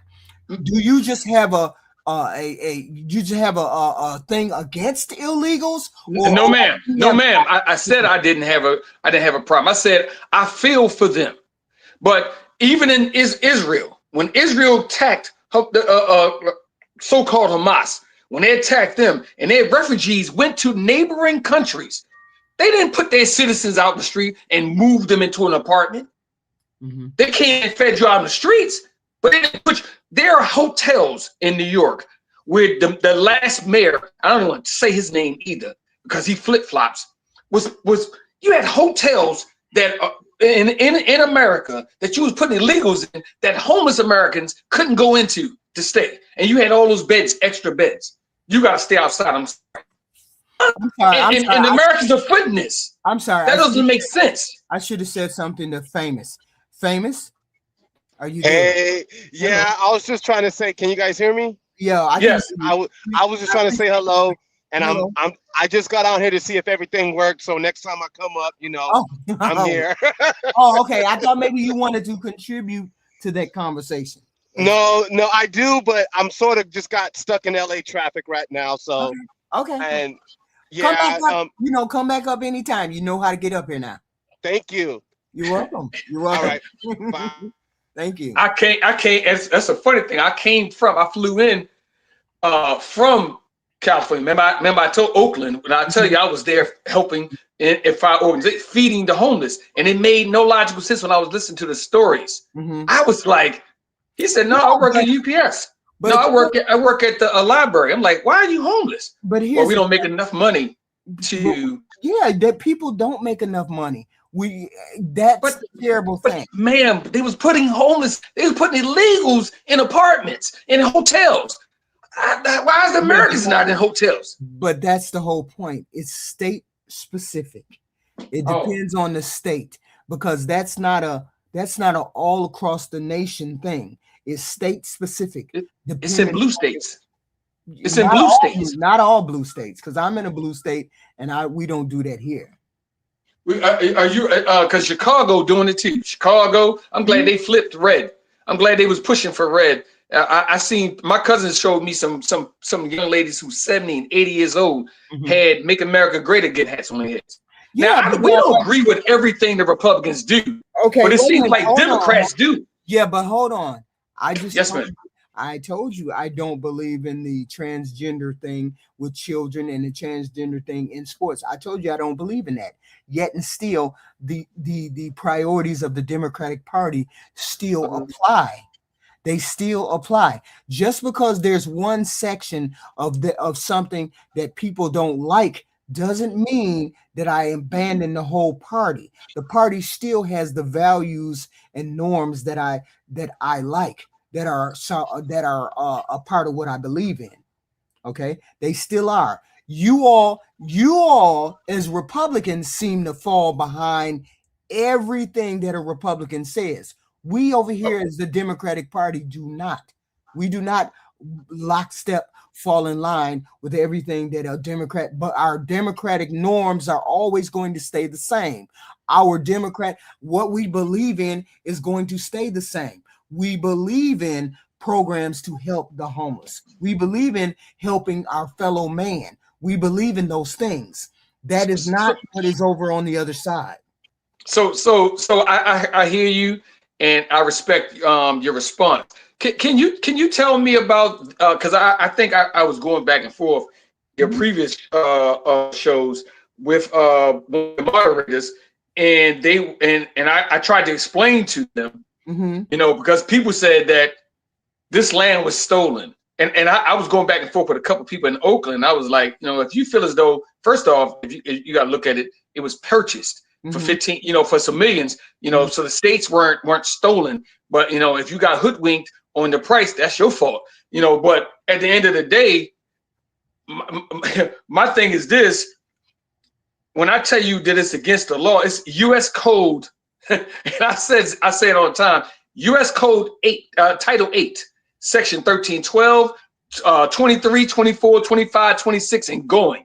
You and I know, and you're very, very smart, it's illegal to harbor illegal immigrants. It's illegal also to have them working. So it's a crime. Here's my question. And you're a Republican, so I'm going to ask you. This is a nation of immigrants. This is a nation of immigrants already. You cannot get rid of this many. You cannot get rid of this many illegals in the country. You just cannot. It's physically impossible. Then do your paperwork. That's all you gotta do. Get your visa together. I got friends who got their visas together.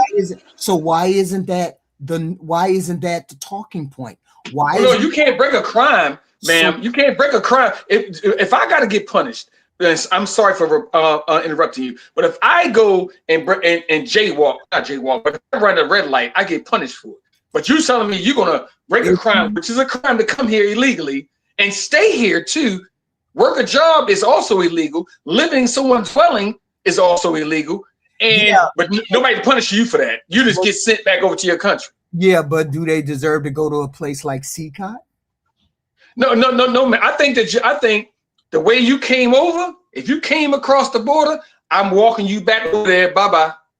Now, if you come back again, it's more charges. I don't think they should jump in planes and waste taxpayers' money flying here and here and here. No, I think they should walk you across that border. Now, mind your face taken, your fingerprints taken. We catch you again, it's more time. And if you feel as though my country is so bad that I need to come over to here, I'm going to risk it, and I get it. Then you got to, what's that? I forgot the little song they had. Don't do the crime if you don't want to do the time. Then you're going to sit in our American prisons. So why is it that instead of throwing them out, why can't we make them legal? No. Because there's people here that went through the system the right way and got legal. And that's disrespecting them. No. We can't give you a curve since you're here. We don't care about that. We care about it's a whole ma'am. I know Jamaicans. I know Jamaicans who got pissed off because there are people coming across illegally. My parents did it the right way. Why can't they do it the right way? We had to wait in line. Why you jumping the line? If I'm at a football game, it's not a matter of jumping the line. It's a matter of everybody lining up right on the line. It's the matter of doing the right thing. So if you can't change the system. We're Americans. We made rules. You can't just change the rules that you see fit. Okay. So you know what? We're I heard of Venezuela, not Venezuelan. What was? We should send soldiers over there to stop Israel from fighting. No, we're not doing that. How are you going to talk to the parents of the soldiers who die when they're fighting against our allies? That doesn't make any sense. No, we're not doing it. Let them deal with that. We need to streamline the process of people becoming citizens. We need to make it not so long, because there's some people that took 15 to 20 years to do it. We need to streamline that process down to 2 to 3 years. in order to get. Oh no, it's a luxury to be in the United States. No. Hold on. It's a luxury to be in the United States. Hold on. Why is it that we have such an aversion to put these people in the country? Why? Because, ma'am, you are aware, and I don't know what city you live in, but there are jobless immigrants, illegal immigrants in New York right now. Jobless. So we got enough so-called white people and so-called black people and so-called brown people that are Americans here that we got to take care of through government assistance or whatever. So you're telling me, like I heard this right here. There was a gentleman in New York. You saying 1,000 different things. No, it was a gentleman in New York from Iraq who came and spoke to the mayor council talking about his. Remember when they shut the city down? If I don't get my program shut back on, I'm gonna have to self-deport. Bro, you should not be receiving government assistance. I know it's upon the state, but our mayor and the other one is ridiculous. Is giving them assistance. Wait a minute. This is state specific. This is not the government giving. New York should not be giving illegals money. They shouldn't. But that is what the legislation or the legislators have decided, that they're going to give them assistance. They have to because they've already asked to become a citizen. So therefore, while they're waiting for their meeting or paperwork to be pulled together, they will give them assistance. I want to be clear on this, so we be on the same page. So you're saying someone who violated U.S. Code Title 8 they came in here illegally, highway offense, they got smuggled in or whatever. They get time to go through the court system. They broke the law. But you know what? We're not gonna worry about that. But see, here's the thing. You are worried about them breaking the law. I am worried about them breaking the law. But you're worried beyond them breaking the law as though they committed some horrendous offense. It's not a horrendous offense to me. I'm saying, here's my position on immigrants. This is my position. I understand your position. Here's my position. I don't care who comes here. I like the diversity. I like that we have different forms of people who come here, who practice different things, who speaks different languages. I like the diversity. If you don't like the diversity, then you would have a problem with it. I don't have a problem with it. There's never been an immigrant who held me back from getting my college degrees. It's never been an immigrant who stopped me from making money. It's never been an immigrant that stopped me from doing any of those things. So I don't have a problem with immigrants coming. And most people don't even encounter illegal immigrants. So therefore, why do we have a conversation about illegal immigrants when most people don't even encounter these people? I understand your stance. It's like I would love to go to. Give me your stance. I'm saying I don't have a specific. They gotta be here because of X, Y, and Z. I don't. I'm just saying they have never hindered me from doing anything. So therefore, I don't wish them ill will. And because I know that crossing the border is a offense, no more deeply illegal than having a traffic ticket or a citation. Oh no! It's a federal. Like, why do we have soldiers at the border now, man? It's not. I need you to look up U.S. Code Title 8. It's not a federal offense. It's not a federal offense. My whole thing is this. My whole thing is this. Like even Nick Shirley, and I knew about Nick Shirley. I followed Nick Shirley way before he even became this blown up Nick Shirley was saying whatever that everyone knows about. But that's besides the point. I know he's getting help. Anyone who has a brain knows that this gentleman is not being start a YouTube channel, and all of a sudden he's in an ICE car. He's over there in a prison interviewing prisoners, whatever. So he's getting support. I don't have a problem with that because, in other words, you get an independent person to, be a whistleblower. But you have individuals who have a lot to say about Americans. They call us in Minnesota and a couple other places, they call us slave Americans, not Black Americans. But they come over here.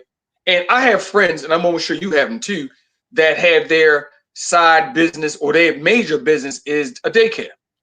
And they are Black Americans, and they can't get the budget, the 2, 3 million, 1.5 from the government to keep their stuff open. And they got legitimate kids in there.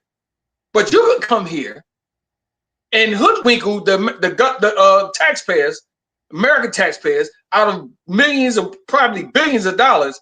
And people want to go ahead and their crime is almost like the same as a traffic ticket or running the red light. No, because if I did that, you're going to punish me to the fullest of the law. But America can get punished, but we want to go ahead and just, let's deport them. But one of my friends committed a crime. Here's a question that I have. I'm listening. What do you propose we do with this 12 million people that are here? Well, the ones that are illegal, especially the ones who are not working, they got to go. They got to go, and it's a lot of them in New York. They got to go. You're not. I get it with the persons with the taxes and they paying, saying whatever, and them, and even that. If in all actuality, you protecting illegals, that's some punishment for that too as well. But the ones who are illegal, who not working, you got to go. You got to move. Well, let's have a figure. Yes, ma'am. How many people do you think are here illegally? Because I've seen three different amounts in the chat. I believe. I can't see I can't see the chat. I can't see. I would love to see the chat. No, I'm saying, how many do you think are here illegally? It's millions. It's millions. I will say that it's millions. I mean, I know that know of that there are Somalians that are here illegal. I know some people from Haiti. I mean, I don't want to bust on them, but they've been here and they ducking the system. They got a private thing. They get money or what have you, and they've been here. And you had the money to keep your paperwork together because you got riding around in nice cars and you got nice. You could have paid for your visa. Keep it going. You could have paid for your stay here, but you chose to say, you know what? I don't owe that to them. I've been here long enough. I'm really basically an American. Okay. So, here's my question. My question is, I'm my estimate, and I looked it up. My estimate. I'm going to give it. I'm just going to say for purposes, it's 12 million people. So it's 12 million illegal people. How do you propose we get rid of 12 million people? Well, and I got a quick. Let me finish this. Go ahead. I'm listening. How do you propose we get rid of 12 million people over a specific period of time? That would take years to get rid of those people because the logistics alone, getting rid of these people costs more than keeping the people here. So if it's a matter of money, then it's doing too much to have them even taken out of here. It will cost us too much money to put all of them out. Okay. So I'm saying to you, why is it that we can't utilize those 12 million people to pay down our $10 trillion debt? Why can't we utilize those people to raise our economy and get health care for everybody? Why can't we use those people to do that instead of having the ambition to get rid of the people that we won't be able to get rid of? Because there's no way we have enough manpower to get rid of 12 million people. Why not utilize those people instead? I totally agree with you, but I would do it a different way, because somewhat that question was proposed to me and by my neighbors, and I answered it this way. We have Hogan doing the dirty work out there, smashing people in the rock, getting them all hysterical and things of that nature. If Trump, my president, was to elect me to do the other part, I wouldn't come after the illegals. I would come after the companies that you work for. So I'm gonna paint you a picture. You work for American Express or UPS or Amazon. You got 400 employees there. We found out those 400 employees, extra employees you got there are let's use a good number, 100. You got 100 employees, and they are illegal. What I'm going to do is this: I'm not going to come in there and grab those people. Nope, I'm not going to do that. I'm going to charge you each, for every employee, $100,000 per year for you having them to work there, because you got to pay back to the government for them being here in this country. And let's see if that company wants to pay that employee for 40. What's the annual wage? $50,000 a year to work at Amazon, plus give the government $100,000, because we can pay off our debt quick if we charging you to house and work homeless, and I'm talking about partners too, to house and work illegals. I'm going to charge you for them being here. Now, what you think somebody's going to do? If I got a company, I work at McDonald's, I got McDonald's or somebody, or no, a mom and pop store, I'm sorry, I got to let you go. And let's see exactly if an illegal, how long you going to stay homeless? Because you can't have a dwelling and you can't have a place to work at. You're going to self-deport. Yeah, but you know how I know that they're never going to get rid of the illegals? Is because when they were doing what they were doing, the ICE was doing what they were doing in California, Donald Trump's buddies that were hotel owners and were farmers called him up and said, you can't do that. Those are all of our workers. You can't do that. And Donald Trump came out and said, we were going to be targeted in who we were going to get. From then on, they have been targeted, and they haven't messed with the hotel and the farming. That's why I know they don't care about illegal immigrants. Trump, he doesn't care about those people. That's just a ruse that he put forward to get people to vote for him. If your buddies can call you up and say, hey, bud, don't put those people in jail. We need those people to work our farms. We need those people to work our hotel. If they can call the president up and he stopped them and his ICE people in their track, then that means he doesn't care about the illegal immigration here in the United States. Okay. So like I said before, I totally don't agree with everything that we do. Like I said again, Hogan does what he does. I wouldn't want that job at all. I would want to follow the rules and regulations. It's against the law to hire them. It's against the law for them to work and don't have their paperwork all together. I would find the companies, whatever you work at, I'm within reason. I'm not going to find a mom and pop store $100,000. But yes, I'm going to find McDonald's. Yes, I'm going to find all the restaurants. Yes, I'm going to find all the hotels money. Because if you're going to work them, you got to pay us for them working there. You got to pay the federal government. You put them back into the federal government. So you give them their paycheck every week, every month, every year, and you pay us for them working there. If you want them, you want to have 200, 300, 400 employees, go ahead. As long as you pay into the government for them being here. And I'm not talking about taxes. I'm talking about you literally going to pay us for this illegal being here. That's how we're going to get our money back. Famous. I'm not going to run them out. I'm not going to run in the farms and chase them. I'm not going to run to. If we were to deport all the illegals, who's going to do their jobs? Because no one said deport all illegals, sir. Oh, go ahead. Okay, hold on. No one said deport all illegals. Hold on, B More. Let Famous. Yes, ma'am. Speak. Go ahead. What did he have to say? Even if we deport a fraction of them, who's going to do their work that they left? Because black people are not. We've elevated already. We're not going back to the cotton fields, cherry picking fields, or nothing like that. Who's going to do their job? White people? They're trying to own stuff. They're trying to be the owners. So you think, sir, with all due respect, you think all we know all Americans don't work. So you think all illegals come over, they work? Fraction of them, how they going to eat? Well, you have families members here. You know, you have people who sponsor you. You live in their dwellings or what have you. There was a Somalian, a matter of fact, Spanish people did it too, that was bragging about, I'm getting government assistance. Here in New York, we know that there are people getting government assistance from our stupid mayors, and they don't work.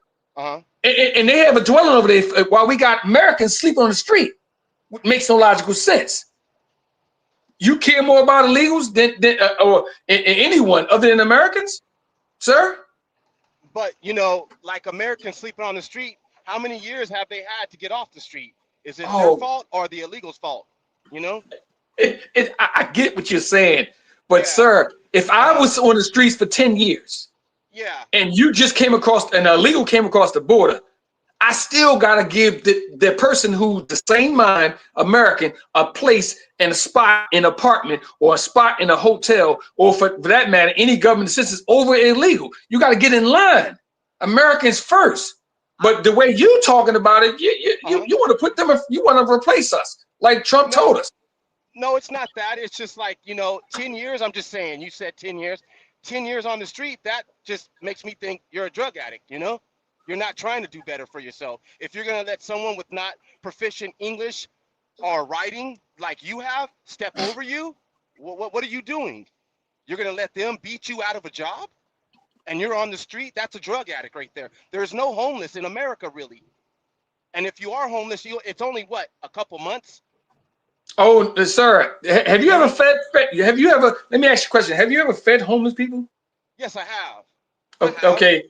And I'm hoping you was listening to the stream where I came back from Oakland, California. Right. There are people who have jobs, and they put their clothes inside a locker, lock it up, and go to work. And they told me, no, you don't have to give me the plate. I'm okay. That person's homeless. That person was a little crazy. You can give them that plate, pass it along, because I make too much money to get government assistance and not enough to put a roof over my head. Why the government don't allocate funds from their legal funds and put it in there to house our Americans? Okay, I would think you're going to have to distinguish a homeless person from a drug addict. I'm from California. I live here. Are those people truly homeless, or do they got a drug addiction? You know what I'm saying? You live in California. You are aware that the annually pay of a person in California a lot of times can't put a roof over their head. Right? Yeah. Okay. I'm paying $2,700 for a 2-bedroom house. Yes. So government assistance should go to them to put a roof over their head versus taking a illegal who doesn't have a job and give them a place to stay because we got a kind of heart. You don't have the kind of heart for an American? Right, but how long does that assistance last? Forever? You know, they're not helping out Mexicans, because it's predominantly Mexicans out here, for what, 10 years? You have to have a job to get these subsidies, especially Section 8. You can't make no more than $60,000 a year. I mean, so you're gonna have to get out and get something eventually before you get cut off. Even if you're homeless. So you believe that we should, well, I'm gonna ask you a question because I know some people in the other panel that I was on, that I'm in, other chat, believe that we should reopen the borders and let people over. Like, for instance, let me explain something to you. Let's go outside the United States. Okay. You know, Germany, I think Germany and Poland vets their illegals coming in. Wait a minute, let me. I have never been out of the United States. My bad. I have. And this lady HQ is smart as on the way, and she knows this. I know she knows. They vet their illegals coming in. Like, what do you do for a living? And they check. You just can't come across here. I ain't got no job, and and I'm coming in. But I'm not advocating for them to stay without any kind of recourse. I'm saying it's too expensive for this many people to be thrown out of the country. It's more economical for us to have them march them, and then this is a very crude way, but march themselves down to the Social Security office with some kind of ID, with some kind of birth certificate, have them take a picture, have them do fingerprints, have them do all of that so they're registered. I mean, just have a meal, ID fingerprint meal, just keep doing it all day, every day. So we have all these people documented, and that who are not legal, have them documented, and then start having them be productive citizens in the United States. Yes.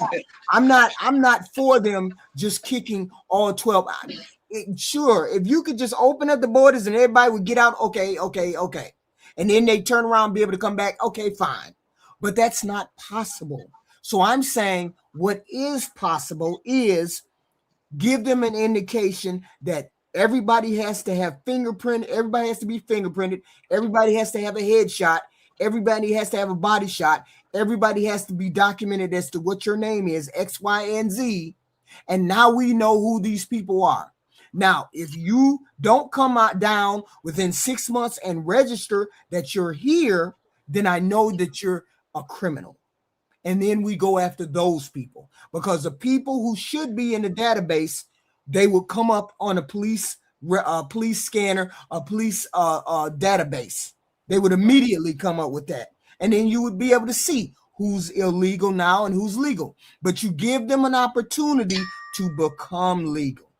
Now, that shouldn't be a problem for you. Then they become legal. That shouldn't be a problem unless you're just a jealous individual, unless you're just an individual who don't want foreign people to come here, unless you're an individual who just has a problem with illegal immigrants. I'm saying we cannot get rid of all of them.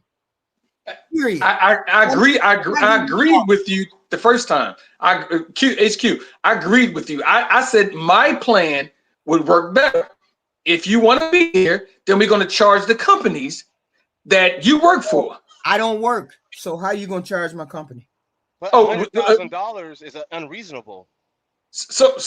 Well, I mean, like I said again, remember I did say, right, within reason. My whole thing is this: you should not be, because look at U.S.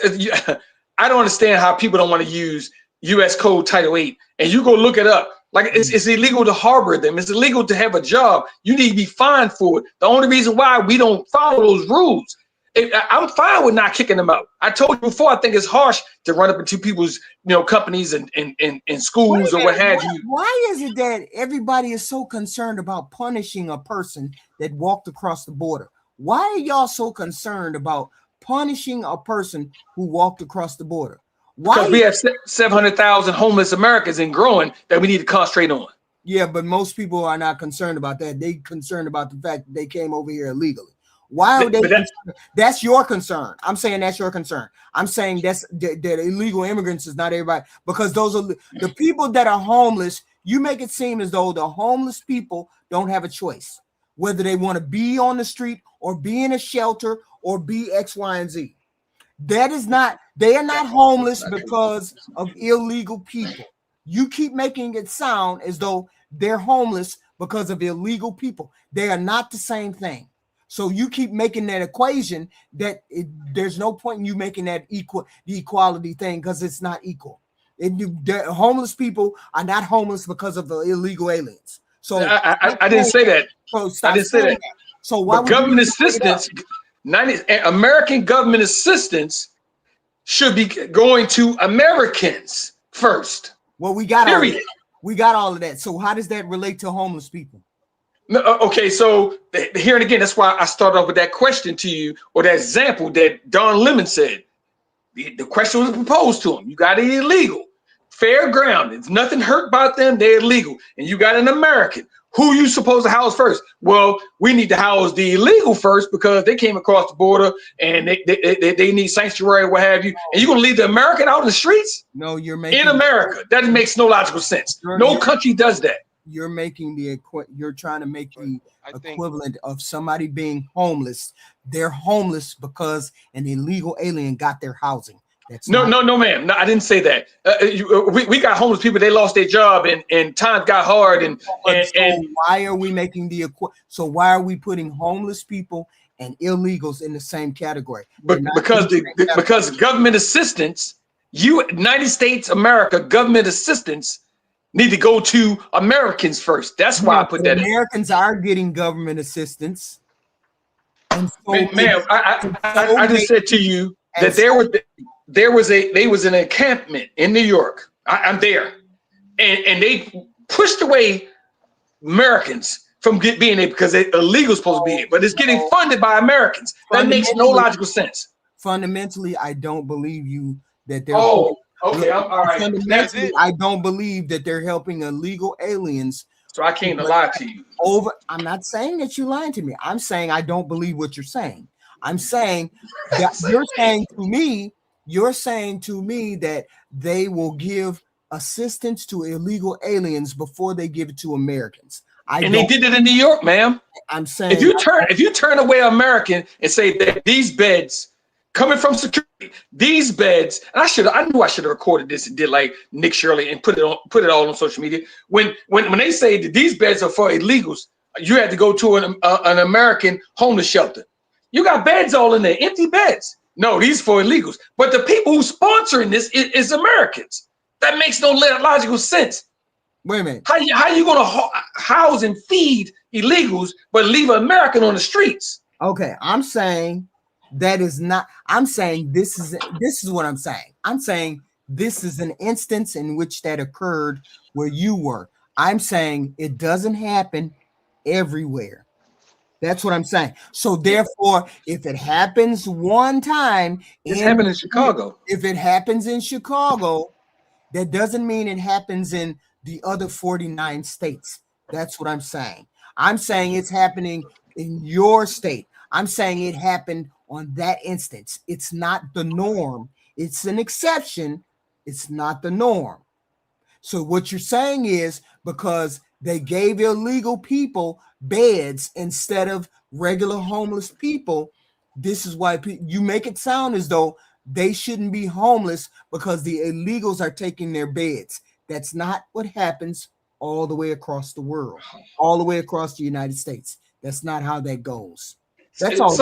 Someone in your chat just said, I don't know the name, talked about Poland has stopped the illegal invading through their country, which is true because their prime minister, if I'm not mistaken, gave them the right to start shooting people. We don't even do anything like that, but because it makes logical sense. How are we gonna feed? If it's come on over, you're gonna get replaced. Come on over, and we're gonna feed all y'all. We got you. That doesn't make sense. You can't let all the people in my household. I can't feed all. I see homeless people walking down the street.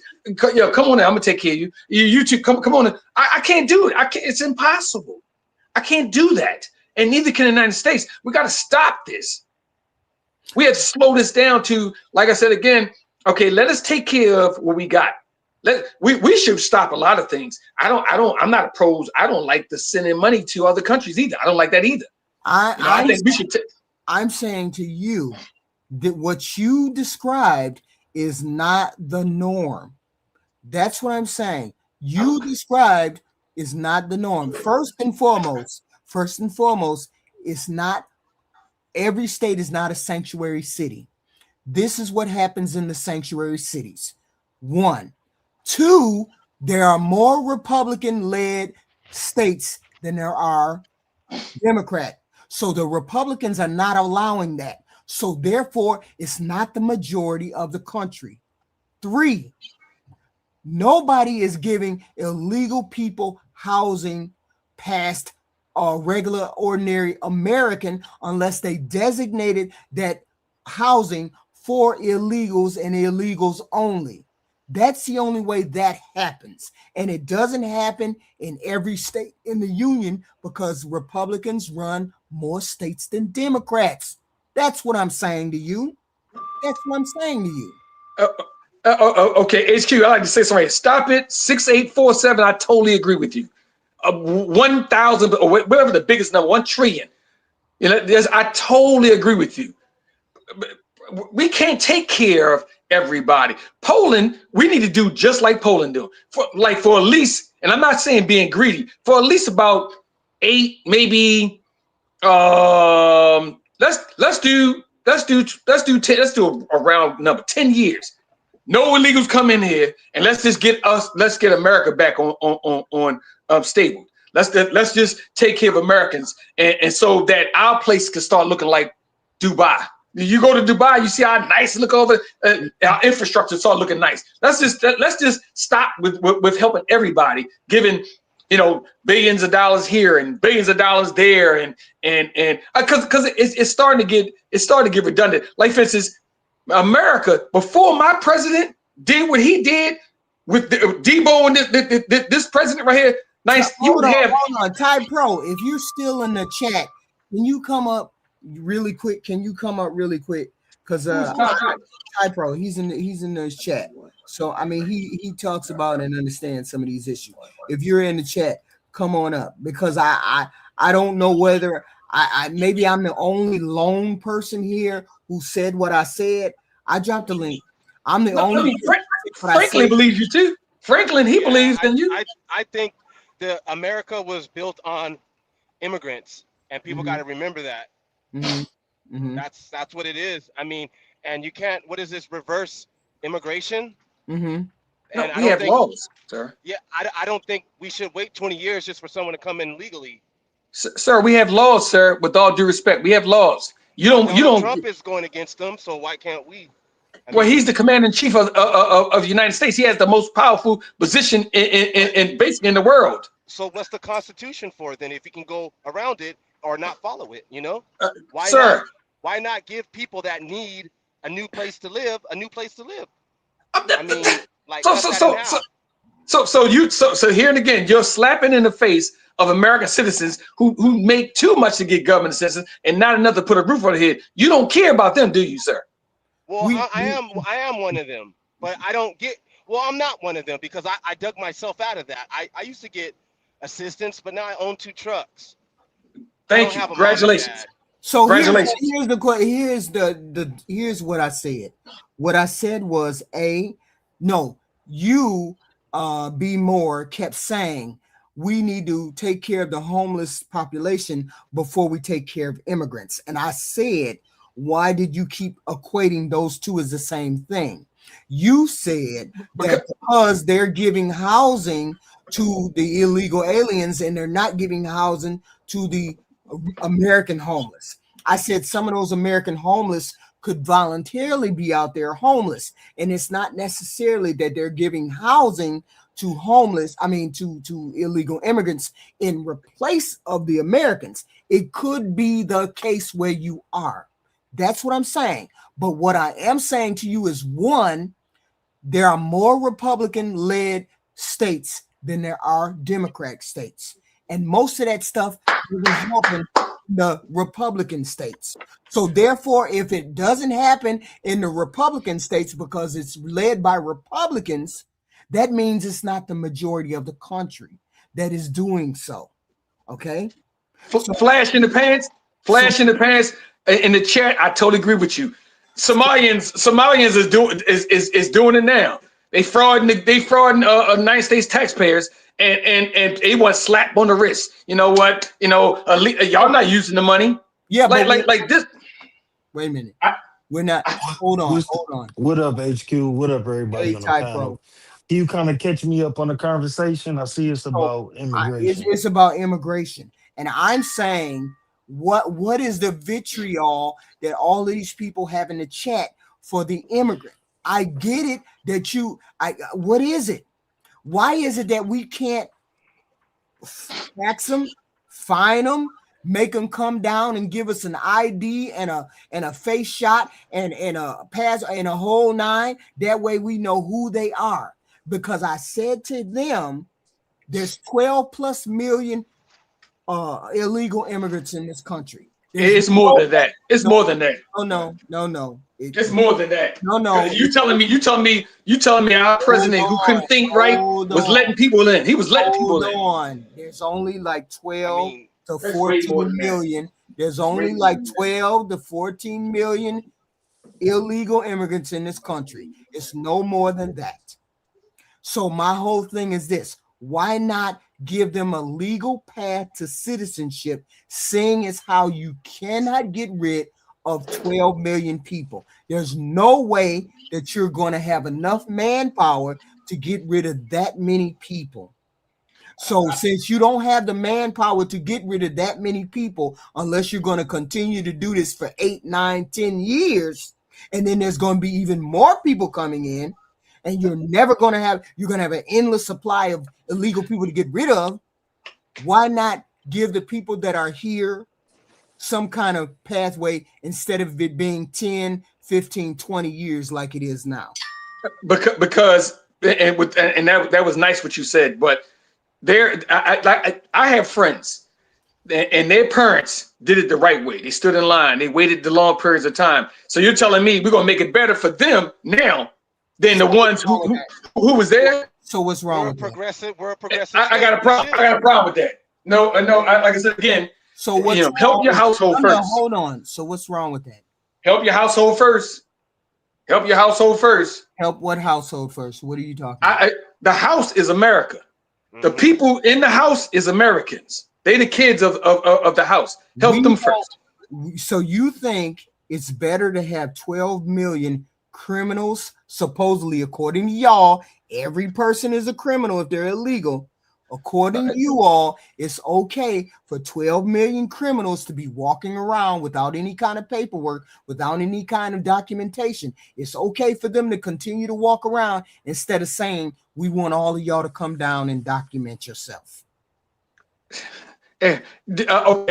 I'm going to give you a true story, nothing in fantasy. One of my friends got a letter. He has a wife and 2 kids, and the son, his son has kids too, so they're a grandfather. Went to show up for his he got a letter come in, to do a document, just like you said. Mm-hmm. Now he'd been here for like 30 years from Haiti, and they say, yeah, you can go to court, but he got to go with ICE. He go with ICE because he's not an American. My whole thing is this: you'd have did it correctly, sir. You've been here that many years. You'd have been in here. But I like it with stop at 6847. I totally agree with you, bro. You keep on rocking with them comments. You keep rocking with them comments because those people. It's just a simple crime. That's it. Walking across the border. I don't understand why. I don't understand all this vitriol for people. HQ, it's a form of racism. That's all it is. And a lot of these dudes that don't know or choose to not believe that is racism align with the talking points. But it's racism because immigration been a part of this country since the Industrial Revolution. And it was mainly European or white immigrants coming over here. Mm-hmm. This whole brown countries, immigration from brown countries is a new thing that just started. And even still, it's a higher population of white immigrants coming over here than brown and Latino immigrants. It's just racist propaganda for real. And they try to act like all immigrants over here are criminal and they just outlaws and committing crime and bringing drugs. Why? I didn't hear what you said. I'm just kind of generalizing the same type of rhetoric you usually hear around these conversations, because you never really hear exactly what the true problem is. Right. I asked what the problem was. I said, people say, get them out of here. They're illegal. They're criminals, blah, blah, blah. I said, why not have them register? And then we'll know who's a criminal and who's not. And then we deport all those criminals, those illegal criminals, those ones that commit murder, X, Y, and Z. Why not have them go out? And then we got the population that we want. We got the people that are willing to work, get rid of our debt. We got a $29 trillion debt. Why not have them work that off? Why not? The money that we collect from them for 5 years, you got to pay a fee every year. You got to pay X, Y, and Z to be here and pay that debt off. I mean, there's ways to utilize the illegal immigrant. Why is it we worried about whether they're here illegal or not? If we make them legal, then we wouldn't have to worry about that. Now, then that means all countries would do that. Are you smart? You saw my one of my posts, the Washington Post. People can look it up. You know how much it costs? Because you got to check them. You got to check, say they got diseases. You got to do it. It's like in essence of $180 billion every year, bringing them across the border and taking care and doing the things. So taxpayers are paying for this. I heard Senator Hawley say this to someone who was defending them. They was defending them at the House representative. Well, sir, they pay back some money. But they pay some money. They pay a large amount back. But the taxpayers pay more for you coming every year. So that's crazy. But you all said that they already paid. You all said that they ain't no more coming across the border. Trump done stopped that. So why not utilize the ones that are here? Well, so the taxpayers who before my president, the best president ever came and got in place, and he's making his last 4 years phenomenal.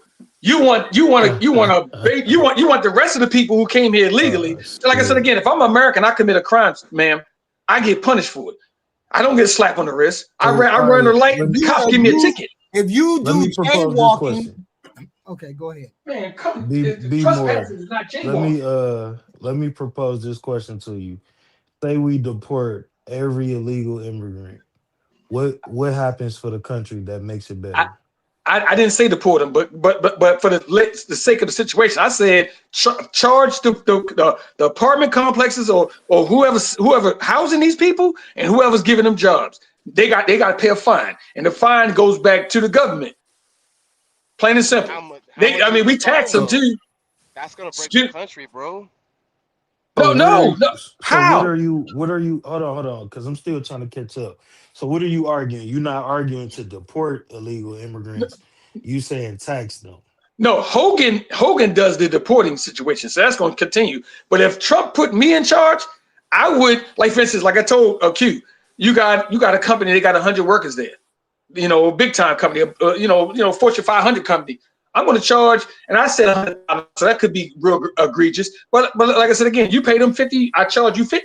If you pay them $48 or $42 or $38,000 a year, I charge you $38,000 to go to the federal government. So the company is paying for these people to be here. I got a good worker. I got 100 good workers. I need them here. I can't let them go.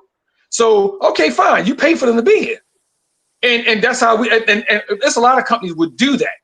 Because it's like when you get a sponsor, they sponsor you to come to the country. Okay, so you sponsor them to work. That means you pay for them to work here. Not only pay them a paycheck, but you pay us, the government, a paycheck for them being here because they don't supposed to be here. All right, so let me stop you right there. So you saying if they're making $48,000 a year, you tax them, but if they're making $48,000 a year, aren't they paying taxes? No, everybody pay. Americans pay taxes. See, the rules and regulations to Americans don't subside to illegals. Plain and simple, you're paying taxes. I'm fine with that. Illegal immigrants don't pay taxes? No, they pay taxes. I'm fine with that. But them being here, it's already a law already that you can't have them working, and it's a fine. It's a little small fine, but it ain't the fine I think it should be to make companies little terrified of hiring. I'm just trying to see. I'm just trying to hear what the problem. I'm trying to hear what the problem is and what you think the solution is. I think the problem is that you're breaking. We have laws in place for a reason, and you're breaking those laws. So Donald Trump is breaking those laws. I told you that earlier in the conversation. We can't talk about my commander in chief. That's my commander in chief. So I told you at the beginning of the conversation that Donald Trump's friends, the ones who own hotels and the ones who own farms, called him up. Don't you remember when he got on TV and he said, we're going to have to help our farmers and our hotel people out. We're going to have to stop deporting their people. Didn't you hear him say that on TV? Yes, ma'am. I didn't say deport. Okay. So I said fine. Then this is a, and I told you straight off, the administration don't care about kicking people out of the country. They don't care about that. Donald Trump don't care about that. He would never have allowed those people to stay if that's the case. This is just something he's doing to appease all of these people. If Donald Trump today told y'all he was going to give a pathway to immigrants, y'all would be on board with it. No, ma'am. No, ma'am. Board with They, it. No, ma'am. I they'd told be you I don't on agree with board with everything that the anything Republicans do. Trump said. No, no, ma'am. I don't agree with that. I don't agree with everything. I don't agree with everything. Why is Donald Trump your favorite president?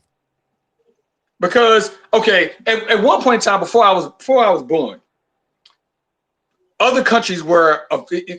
You already know this already, sir. That our military is minute compared to other militaries. There's only 300-something million people here.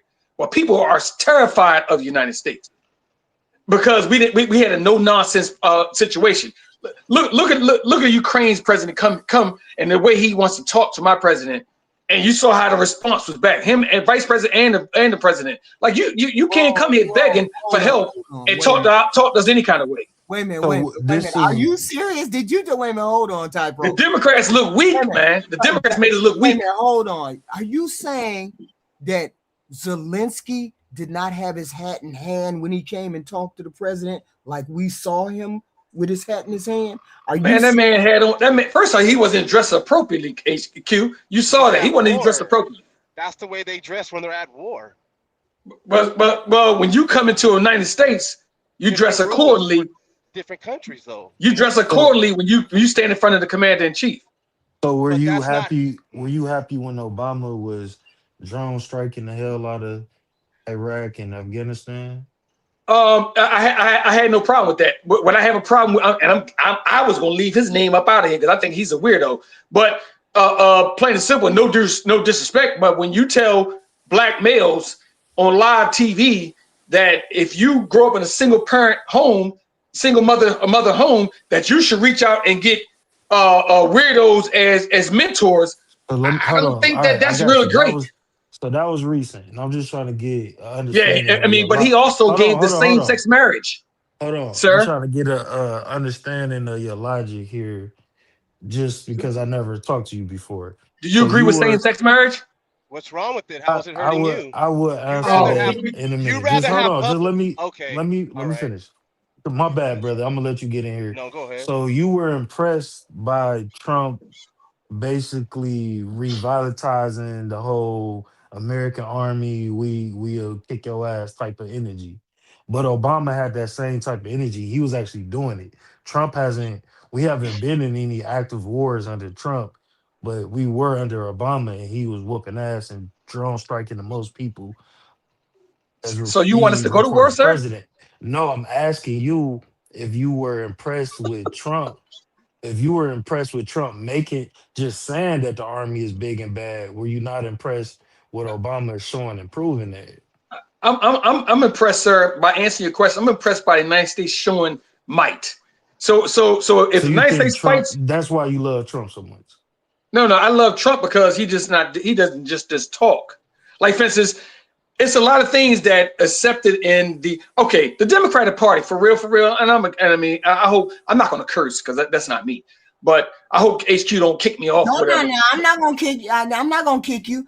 You have your opinion about the Democratic Party, and I have the opinion about the Republican Party. We can. Okay. So I truly believe, with all due respect, HQ, I truly agree, I believe that the Democratic Party has made the American men they feminized the American men. Because we want to go ahead and speak all nicely. That's the reason why other countries ain't scared of us. That's why Iraq says, Rand said, we're going to war with the United States. Like he utters that out of his mouth. Like you got a chance of even standing against us. But you utter that, whereas in a long time ago, you was afraid of the United States. It ain't like we going there to go kill you or what have you, but we can. But now, like this is boats coming across, and you can. They get helicopters. They tell you in their language, turn back, but and you speedboat. Obama was killing these people that you're talking about. I told you, sir, I don't have a problem with that. I told you. I don't have a problem. You would think that you would be more impressed with the actions of putting down, of showing why people should fear. So I'm just trying to see why you weren't impressed with Obama if you just impressed with Trump. I told you I was impressed. I'm impressed. I'm impressed with. Sorry to interrupt you. I'm impressed with America showing they might. So let me say it again. if we have an issue with someone and we showed our might, I'm happy with that. My whole thing is this: I'm not happy with the same-sex marriage, whatever, because unlike some other people, I believe in what I read. I believe in what I was raised. But here's the thing: I don't see why it's an issue if it's 1% of the population or a small percentage of the population. Why is that? I'm going to ask you as a Democrat to a Republican, and maybe you can answer for most of the Republicans that I run across. This is a conversation. When we have a conversation between Democrat and a Republican, the first thing you guys mention is transgender people. Second thing y'all mention is gay people. Third thing y'all mention, they're the same, right? Hold on, can I finish? Trans and gay the same. Hold on. Yeah, no, they're not the same. Oh, how? The third thing you all mention is abortion. Why is it that instead of arguing with the issues that we have on the table, like immigration, anything like that, immigration, food, health, Medicaid, ACA, all those things, the first thing we do is fall back on the cultural war issues? I'm asking you as a Republican. That's the first thing you said to me was, why you Democrats like the transgender people? Why do y'all approve of that? And I said to you, did I not? I don't approve of the transgender thing. I don't approve of certain things, but that doesn't negate the fact that I believe in the bulk of what Democrats do. And I don't want to have an argument about cultural things when we have millions of problems in this country, more so than 1% of the population, which is transgender. I don't want to argue with somebody about transgender when people need health care. I don't want to argue with people about gay people when we are at war and we shouldn't be at war. This is what I'm asking you. Why? And I totally agree with you, ma'am. I totally agree with you. I said I said that I agree with you. I think that shouldn't even be a conversation. We are aware that if some miraculous situation, they said, we're going to deport the black people, the so-called black people, because I don't believe, back to back to Africa. There's a lot of African countries that people couldn't even go back to. They don't accept you. They're not like that. They don't. But here in America, it is okay. But you still have not given us a reason as to why. Because it's an abomination. It's against God. It's against God. Not them. I'm saying let's get back to the immigration. Not everybody's Christian. Yeah. Why is it that it's such an aversion? Why is it such a Christian country? Yes, it is. Yes, it's not a Christian country. It's established. It's not a Christian country. How was it established, sir? It's established by colonization, not Christianity. It's not a Christian country. We have more. It's a capitalist country. It's not a Christian country. No, hold on. Let me say this one thing. Mm-hmm. In the comment section, they said HQ doesn't believe in God. I'm reading it now. That's not what I said. You all didn't listen to what I said. What I said was, I'm not very religious because you don't have to believe in, because I don't need a book to tell me how to be a good person. How do you translate that? You do not have to be a Christian to believe in God.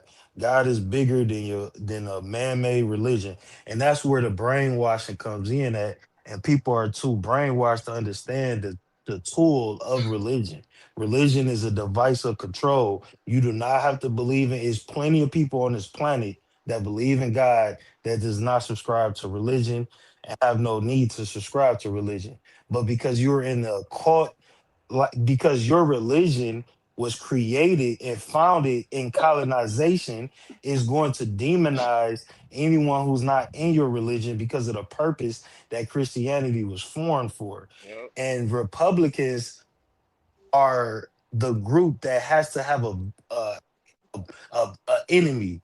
They have to hate everybody. They have to want to take from everybody. And I'm not a Democrat or a Republican, but Republicans are the group that has to take from everyone, hate everyone.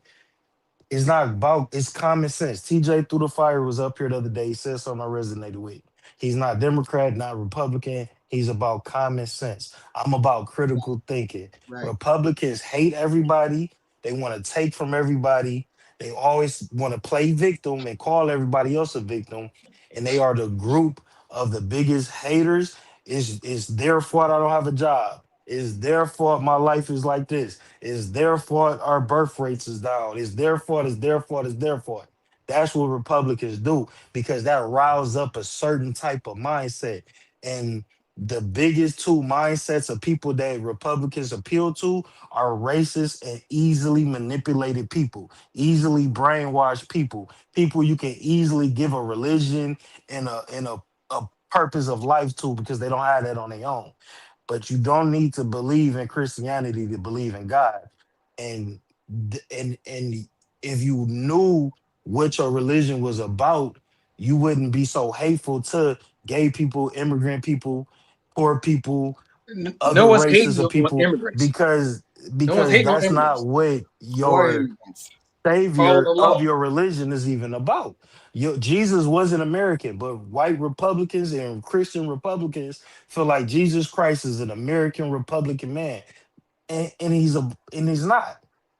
Jesus would be an immigrant if he came back today. Y'all would be calling ICE on Jesus Christ. Yeah, why did Trump say if God would or Jesus was here, he would have won the presidency? If he was a Jesus Christ voter would have came counter. across the border the So right way too as well. No, in he your wouldn't guys' have. if your guys' Bible He was murdered for actually yeah, doing the opposite. If in he the came Bible, back, he would do the right if thing. He Jesus would make the came same back, mistake that's the twice. second coming. He's not coming back to count votes, bruh. He's coming back to take the chosen ones. He will never come back to count votes. Never. Oh my goodness, man. Sir, can I ask you, man? You getting a little unruly. It sounds like that to me. And Because it states in the when I was a Bible. Democrat, I used to act that same exact way. I'm just gonna give you respect, and if I'm wrong, I apologize. No, No, I'm no, sorry. Go ahead. we not. You sound like you behind a mask, famous. But Oh, the okay. whole my whole point is this: this nation has many religions in it. You cannot say my Right. religion is the dominant religion, and then everybody else has to fall in line. That's not how it goes. We were founded on a country where religion is we have freedom of religion. So therefore, me being a Muslim, I should have all the rights and protections just like a Christian in this country if I was born and raised here just like a Christian in this country. But now we're getting, and the Somalis are Muslims or whatever they are. I don't know what they are. Yeah, they Muslims, Muslim. whatever. But they're getting demonized, and I understand why, because of the fraud, and most of that fraud was started by a white woman too. So I don't see no smoke for the white woman, but it's Always. so my whole thing is this: if you all were so Christian-like, why y'all don't have Christian values like Jesus Christ would? And you're not practicing the same way. But then I get demonized for when I tell people I am not a religious person. I don't need a book to tell me how to be a good person, because you don't need a book to be a good person. I have more success in my life than anybody deserves. I've never had a downside anywhere, and I have never picked up a Thank you. Bible. I have never picked up a Bible since I was a kid. So when people say, well, you should pick up a Bible, you're not more. No, I don't need a book to tell me how to be a good person. Okay. You just have to be a good person. And good people and people who pick up the Bible are bad people too. So there's bad people to read the Bible too, you know. Some of the So worst people, some of the worst acts in the human history have been done with a Bible in one hand, through whatever time period you want to pick. But the belief of Christianity means if you're a Christian, you could be forgiven. So you could commit all these atrocities. You could colonize the world. You could enslave and kill and rape and pillage people. But you're a Christian, so now it's a Christian country, and it's not. Most of the founding fathers weren't Christians that signed the Constitution. Most of them weren't Mormons. Christians. It was more that weren't. There were more that were not Christians than there was that were actually Christian that signed the Constitution. Hold on. so I'm gonna play so something for y'all. I'm finna play something for y'all. Every time I think about Christianity and people who come up and say things about Christianity, like we should be a Christian. This is what I hear. Right here. Never happened, then you would be in a grass. If slavery never happened, then you would be in a grass hut. Yeah. Right. Well, we need reparations. Your reparations are that you get to live in America. You're welcome. You're welcome. You get to have the Christian religion. That's live right. better than your ancestors. The greatest moment in history for any brown or black country is the moment that the white man's ships arrive on your shore. Here we go. Did y'all hear that bullshit right there? That's Christianity. That is the Did you hear foundation. that bullshit right there? That's the foundation of Christianity right there. That white man. That was the foundation of Christianity right there. But yet I'm supposed to believe in people like him to deal with to make my foundation be something other than grounded in moral. There's no morals there in that damn video. There's no morals. There's no Christianity. There's no nothing. These are Christians. I'm not banging on Christians. What I am saying is, if I have to follow a person like that, and he calls himself a Christian, no, thank you. No, thank you. So, no, I don't want it to be a Christian nation, because we're going to run up against people like that who take the Bible and say, this is what religion is supposed to be about, denigrating other people. Yeah, and if they read the Bible, they're falsifying the scriptures. That's blasphemy. That's an unforgivable sin in their Bible. And there's nothing wrong with Christianity. I'm just saying, I don't need a book to tell me to be a good person. That doesn't mean I'm less or more than you. It just means I'm different. That's it. You notice I don't get on a tangent. I'm not saying anything about Christianity. I'm not denigrating it. I'm not giving it a thumbs up or thumbs down. I'm saying I don't need it in order to be a good person. If you need it to be a good person, great. It's fabulous. But I don't need it. So, but that doesn't make me less or more than you. And I'm saying to you, if you're following the Christian values like you said you are, then we shouldn't be having this conversation about gay people or trans people or immigrant people. We shouldn't even be having this conversation. Ma'am, can I ask you something, Q? Because I remember you said it before and I wrote it down. Can you explain the difference? Because let me paint the picture first. If somebody tragically got burnt in a fire and they had to go to the to be recognized. Keep going. And they had to be recognized. So the coroner they were burned to unrecognition, and they had to look to determine what the sex, and then they got to do other things too as well. That trend you talking about, this is a boy, this is a male. So what's the difference in gay and someone who was born a male but walks around with the October 31st starter kit on like they a female? I'm lost, and a lot of people in the chat is too. I'm just questioning. I just want to know that. What's the difference in the two? Because one is gay is a woman who likes women, and a male who likes males. But a trans is someone who puts on a costume, and they the same thing, but other than the costume. So can you elaborate on that? We kind of curious. You gay? Are you in the gay No, sir. I would be, that would be blasphemy. I would be committing a sin in my mind, in my eyes, and in my heart. Is that the only reason why you're not gay? No, first of all, I love females, and for you to ask that question, do you know what a female is, sir? You know what a female is, sir? I will hope a straight man's answer wouldn't be his religion. It would be, I'm not attracted to nothing. No, I don't have to answer the question you want to answer, sir. I could ask you a question. Do you know what a female is?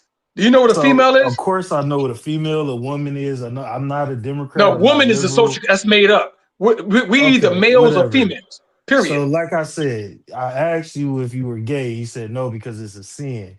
Me, if you asked me if I was gay, I say no because I'm not attracted to First, anything but biological women. I So wouldn't even that ask that question to somebody.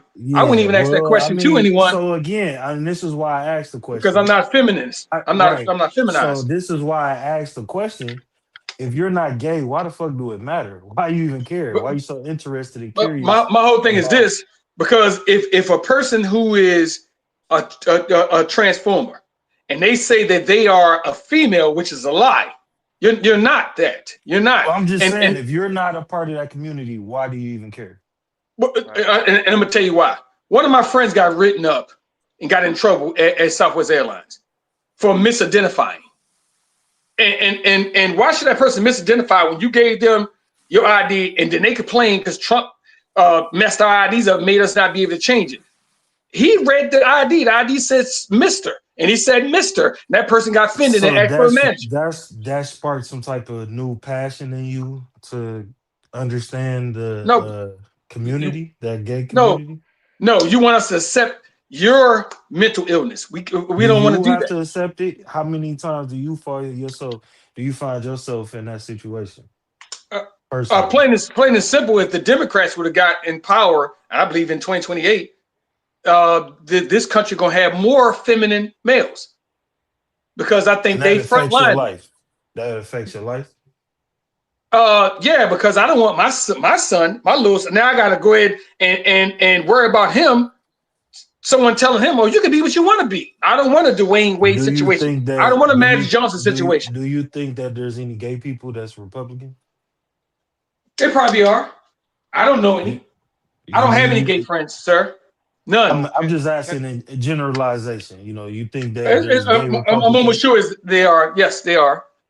I You mean, the think dummies, that the delusional people in New York voted for somebody who they put him in mayor. I can't believe for the life of me hold that on before you get to going down rabbit holes. Do you think that there are Republicans that mess with Transformers? I wouldn't know that answer. I couldn't answer I'm that just question. yeah, if you had to guess. It's a possibility. Do you think that all Democrats and liberal men are gay? Bro, Feminine, you took it wrong.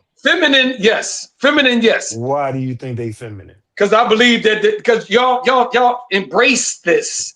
Yes, let them be who they want to be. It's okay. And you think And that's and to feminine? do that, you have to have some feminine. I mean, like I said, a lot of these. I mean, listen to the president, ex-president. He's pushing that you should have gay role models. This is wild. How old are you, bro? This is That's wild. irrelevant. That's irrelevant. I'm I've been asking because I want to make a point. I've been on this planet longer than yourself. Okay, I'm fair enough. Okay, answer your 47. question. You I'm 47 47. famous, and Yeah, shout out to you, yeah, famous. I'll be seeing you in the chat, my brother. yeah. I'm 35. Okay. I'm a straight man. Same Okay. here. I don't care about what. I don't have homophobia because I know that that does not have anything to do with me or my children.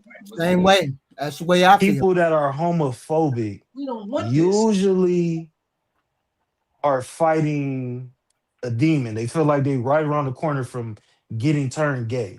That's a negative, sir. That's a negative. You got African countries. Hold on, man. You Hold have on. Let me African finish. countries I know you that from that Baltimore. don't. I know So you what from about the African Baltimore, so countries who don't support that? you kind of riled up for me more. Shout out to Baltimore. I fuck with Baltimore because who is y'all mayor with the afro? He all right. He a I want Democrat, a right? Republican. But I that want mayor has dropped y'all crime rate to almost zero. Violent that's crime cap. rate. That's cap. Bro, you can't even go outside at nighttime. You got to get all your bills taken care of before it gets And dark. y'all went a whole year without a violent murder, a shooting that was a murder. Huh? So you believe? See, you got to start watching CNN. I've never watched CNN. One of the persons in the chat says, "Stop following CNN. Those fake news talking points, bruh." New York It's and Baltimore. If there statistics. are people getting killed, look like me, you and me. If you're outside at nighttime, you're prey. You are prey. It's the purge out there. People are getting shot and killed. Well, So y'all Ain't got been a killing in fraud how long? because I don't know what state you so talking they're about. creating fraudulent statistics because you can look it Facts. up. It's a statistic. You don't. Baltimore is ran by Democrats, the delusional party. Yes, But they run. so if are they lying on death certificates? You hear that police car going down the street? Bro, I'm gonna tell you, ambulance all day long. Bro, understand right here is this. We Somebody cannot could be say having body a more heart murder attack. land. What I if can't believe somebody he having a said heart body attack? more murder land don't have murders. Didn't have murders in how long?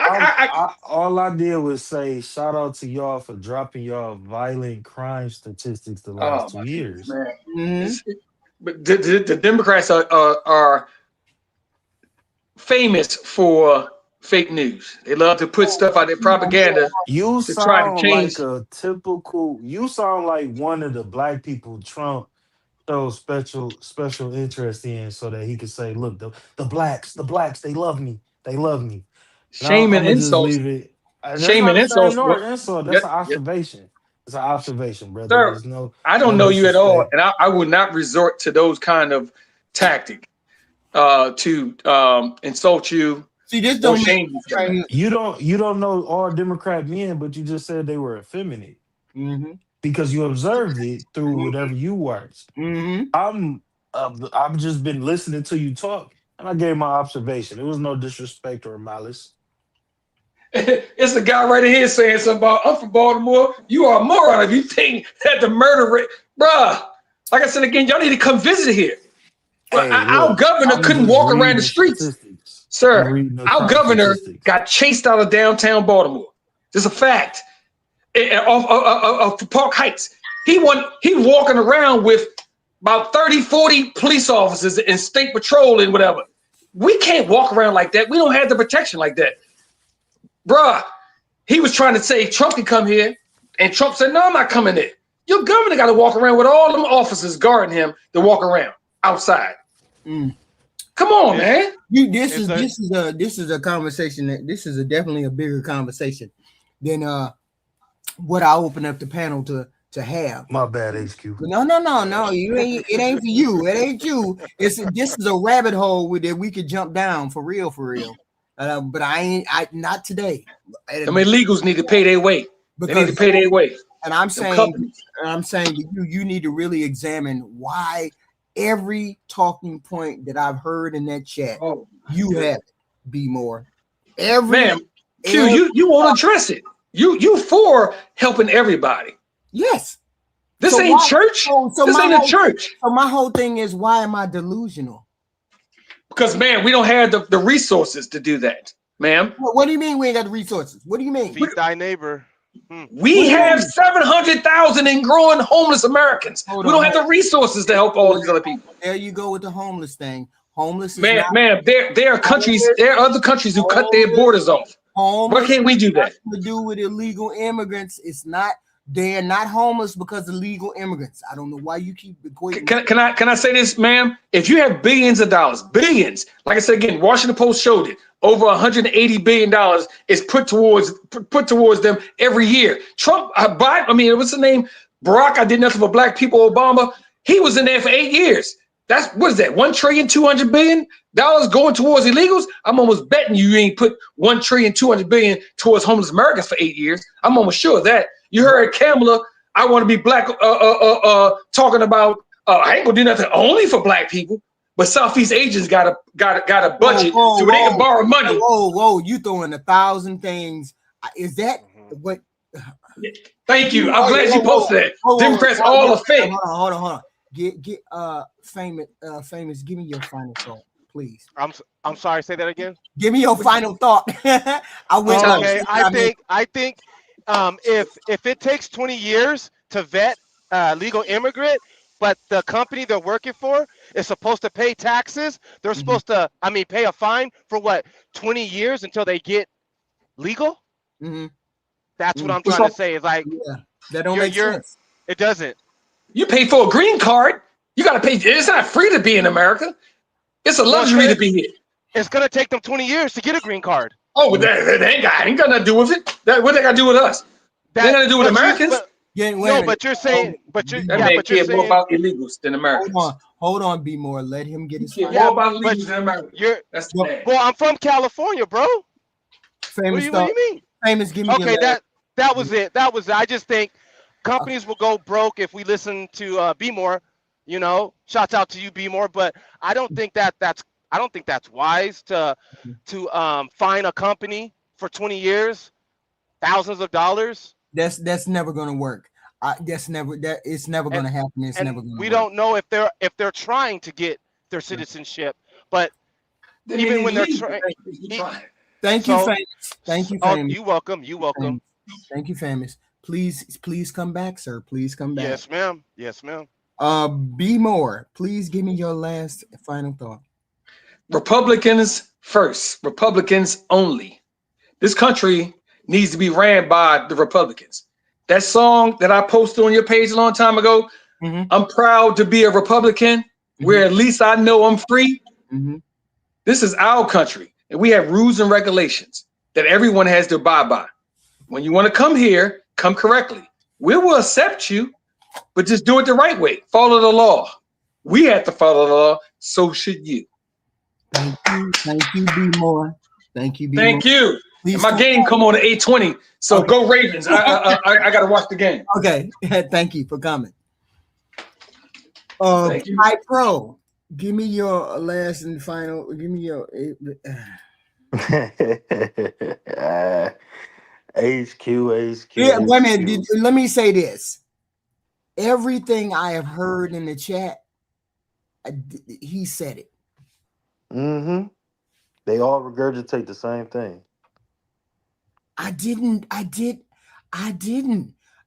Today is the first day that I actually put people on the panel, to actually ask about Republican Democrat. This is the first time I ever had people on the panel that I actually heard that. I actually heard that. You heard everything I heard, right?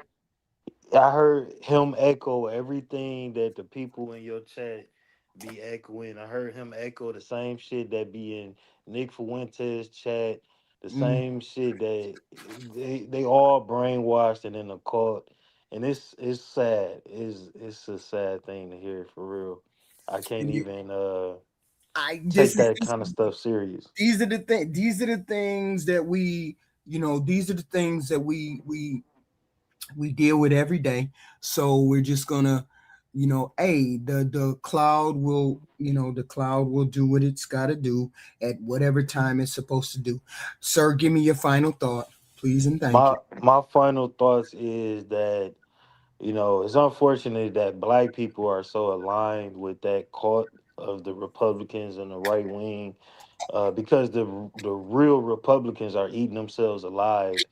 And, we're going to see how things play out. So you already know how I like to give my final thoughts. And the brother, shout out to the brother. Let me say this. Me and Ty Pro, we are similar in our thought. We except I'm fully on the Democratic side and he's in the middle.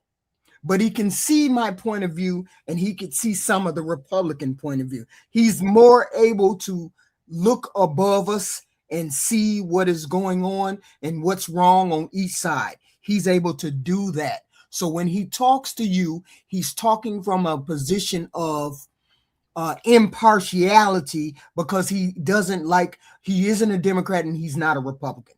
Is that true to say about you, right?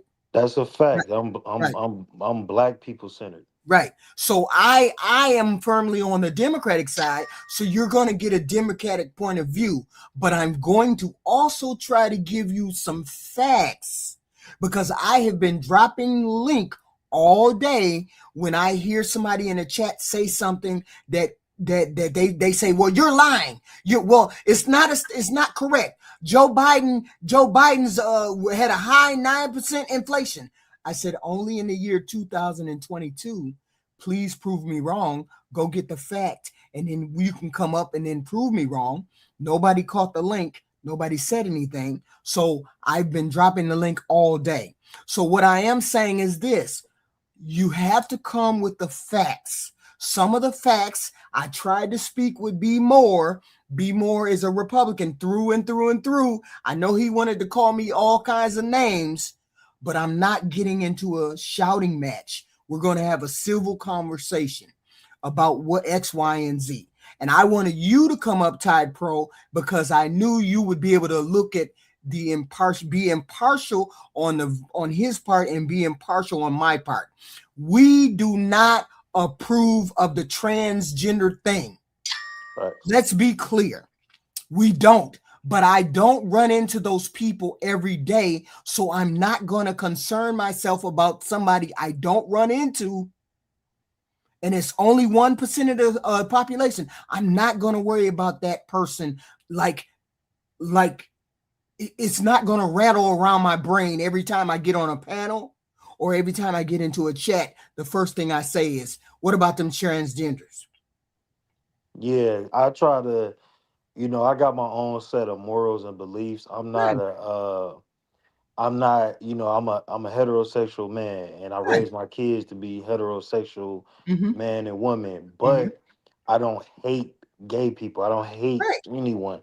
Right. So and I think that it's hard to, convey that understanding. That it's like the people on the right have to either hate or you support.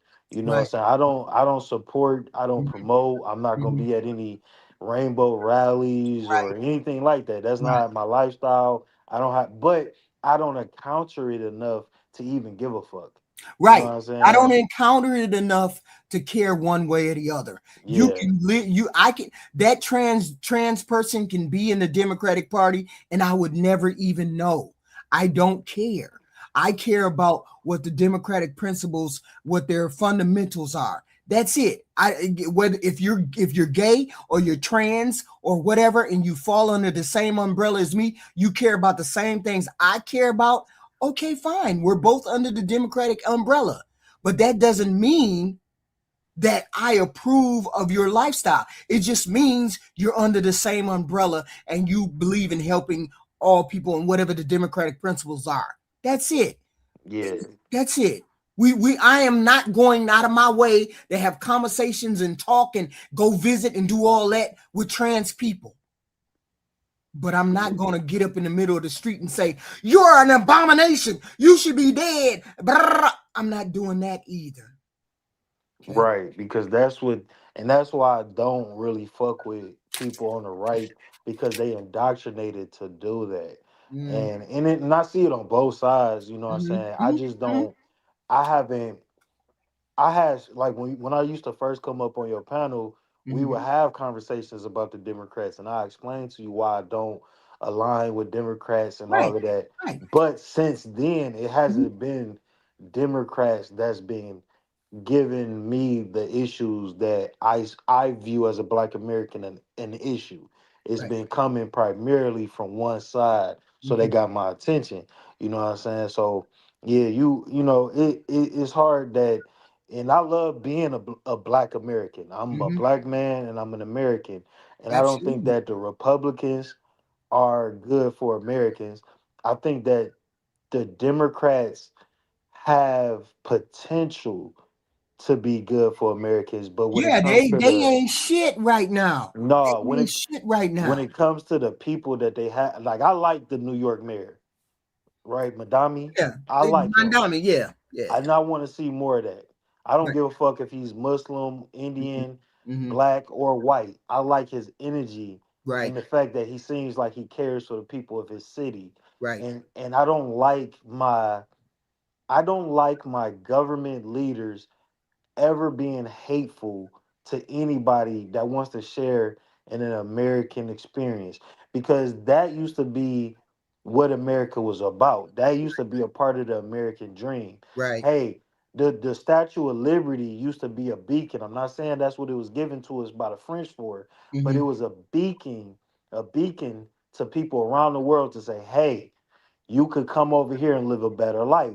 But because economics has changed, they don't push that message anymore. But that was when America was becoming what we have now. It was a hey, come live the American dream. People used to get off that boat to chase the American dream. Right. I'm here about, I fuck with the people in the government who is going to make the landscape conducive Thank you. for us to chase Thank the you. American dream, Thank Democrat or Republican. you. Right. But you can't do that hating and victim blaming and saying, oh, it's the liberals attacking and it's this and that. That's that rhetoric to me, like that Turns me off. boxes it Turns boxes me off. people Right. and it puts people in a box and it makes people Mm-hmm. choose sides and it Mm-hmm. makes people want to have to go to war. You got Republicans and you Right. got the president Right. saying that the war is going to be fought within and the biggest enemies are within. Right. I don't trust shit like that. I don't trust somebody who's selling pardons. I don't trust somebody who's fucking with big tech and big pharma to do Right. this and that. I don't trust none of that shit. So I Right. don't even care if you lying to me, but don't do that to me. You Right. feel me? At least tell me I'm gonna get a free bus trip. But with that, I'm gonna end it on stop cooning. Yeah. Stop cooning. Mm. Stop motherfucking cooning. You got your Trump shoes, you got your Trump Nikes on and your MAGA hat on, and you gonna get spit in the face. Mm. Stop cooning. I Mm. love you, HQ. Thank you for Thank inviting you, me up. sir. Thank you. Thank you. Thank you. Thank you. Thank you. Peace. Thank you. Thank you. Thank you. So you guys, hopefully you guys hit the like, share, and subscribe. You know, we have content like this every day. You know, we're going to cover some things tomorrow. We're going to do what we got to do. I appreciate you guys. I appreciate all of you guys. Type bro butthurt. Can't say type bro butthurt. But y'all hit that like, share, subscribe. I appreciate all of you. You know I do. And we will have discussions. We will continue to have discussions like this, similar, different, you name it, we gonna have it. And I appreciate all of y'all. I will be back. You know I will be back. Not today, but I will be back. You know that. You know that.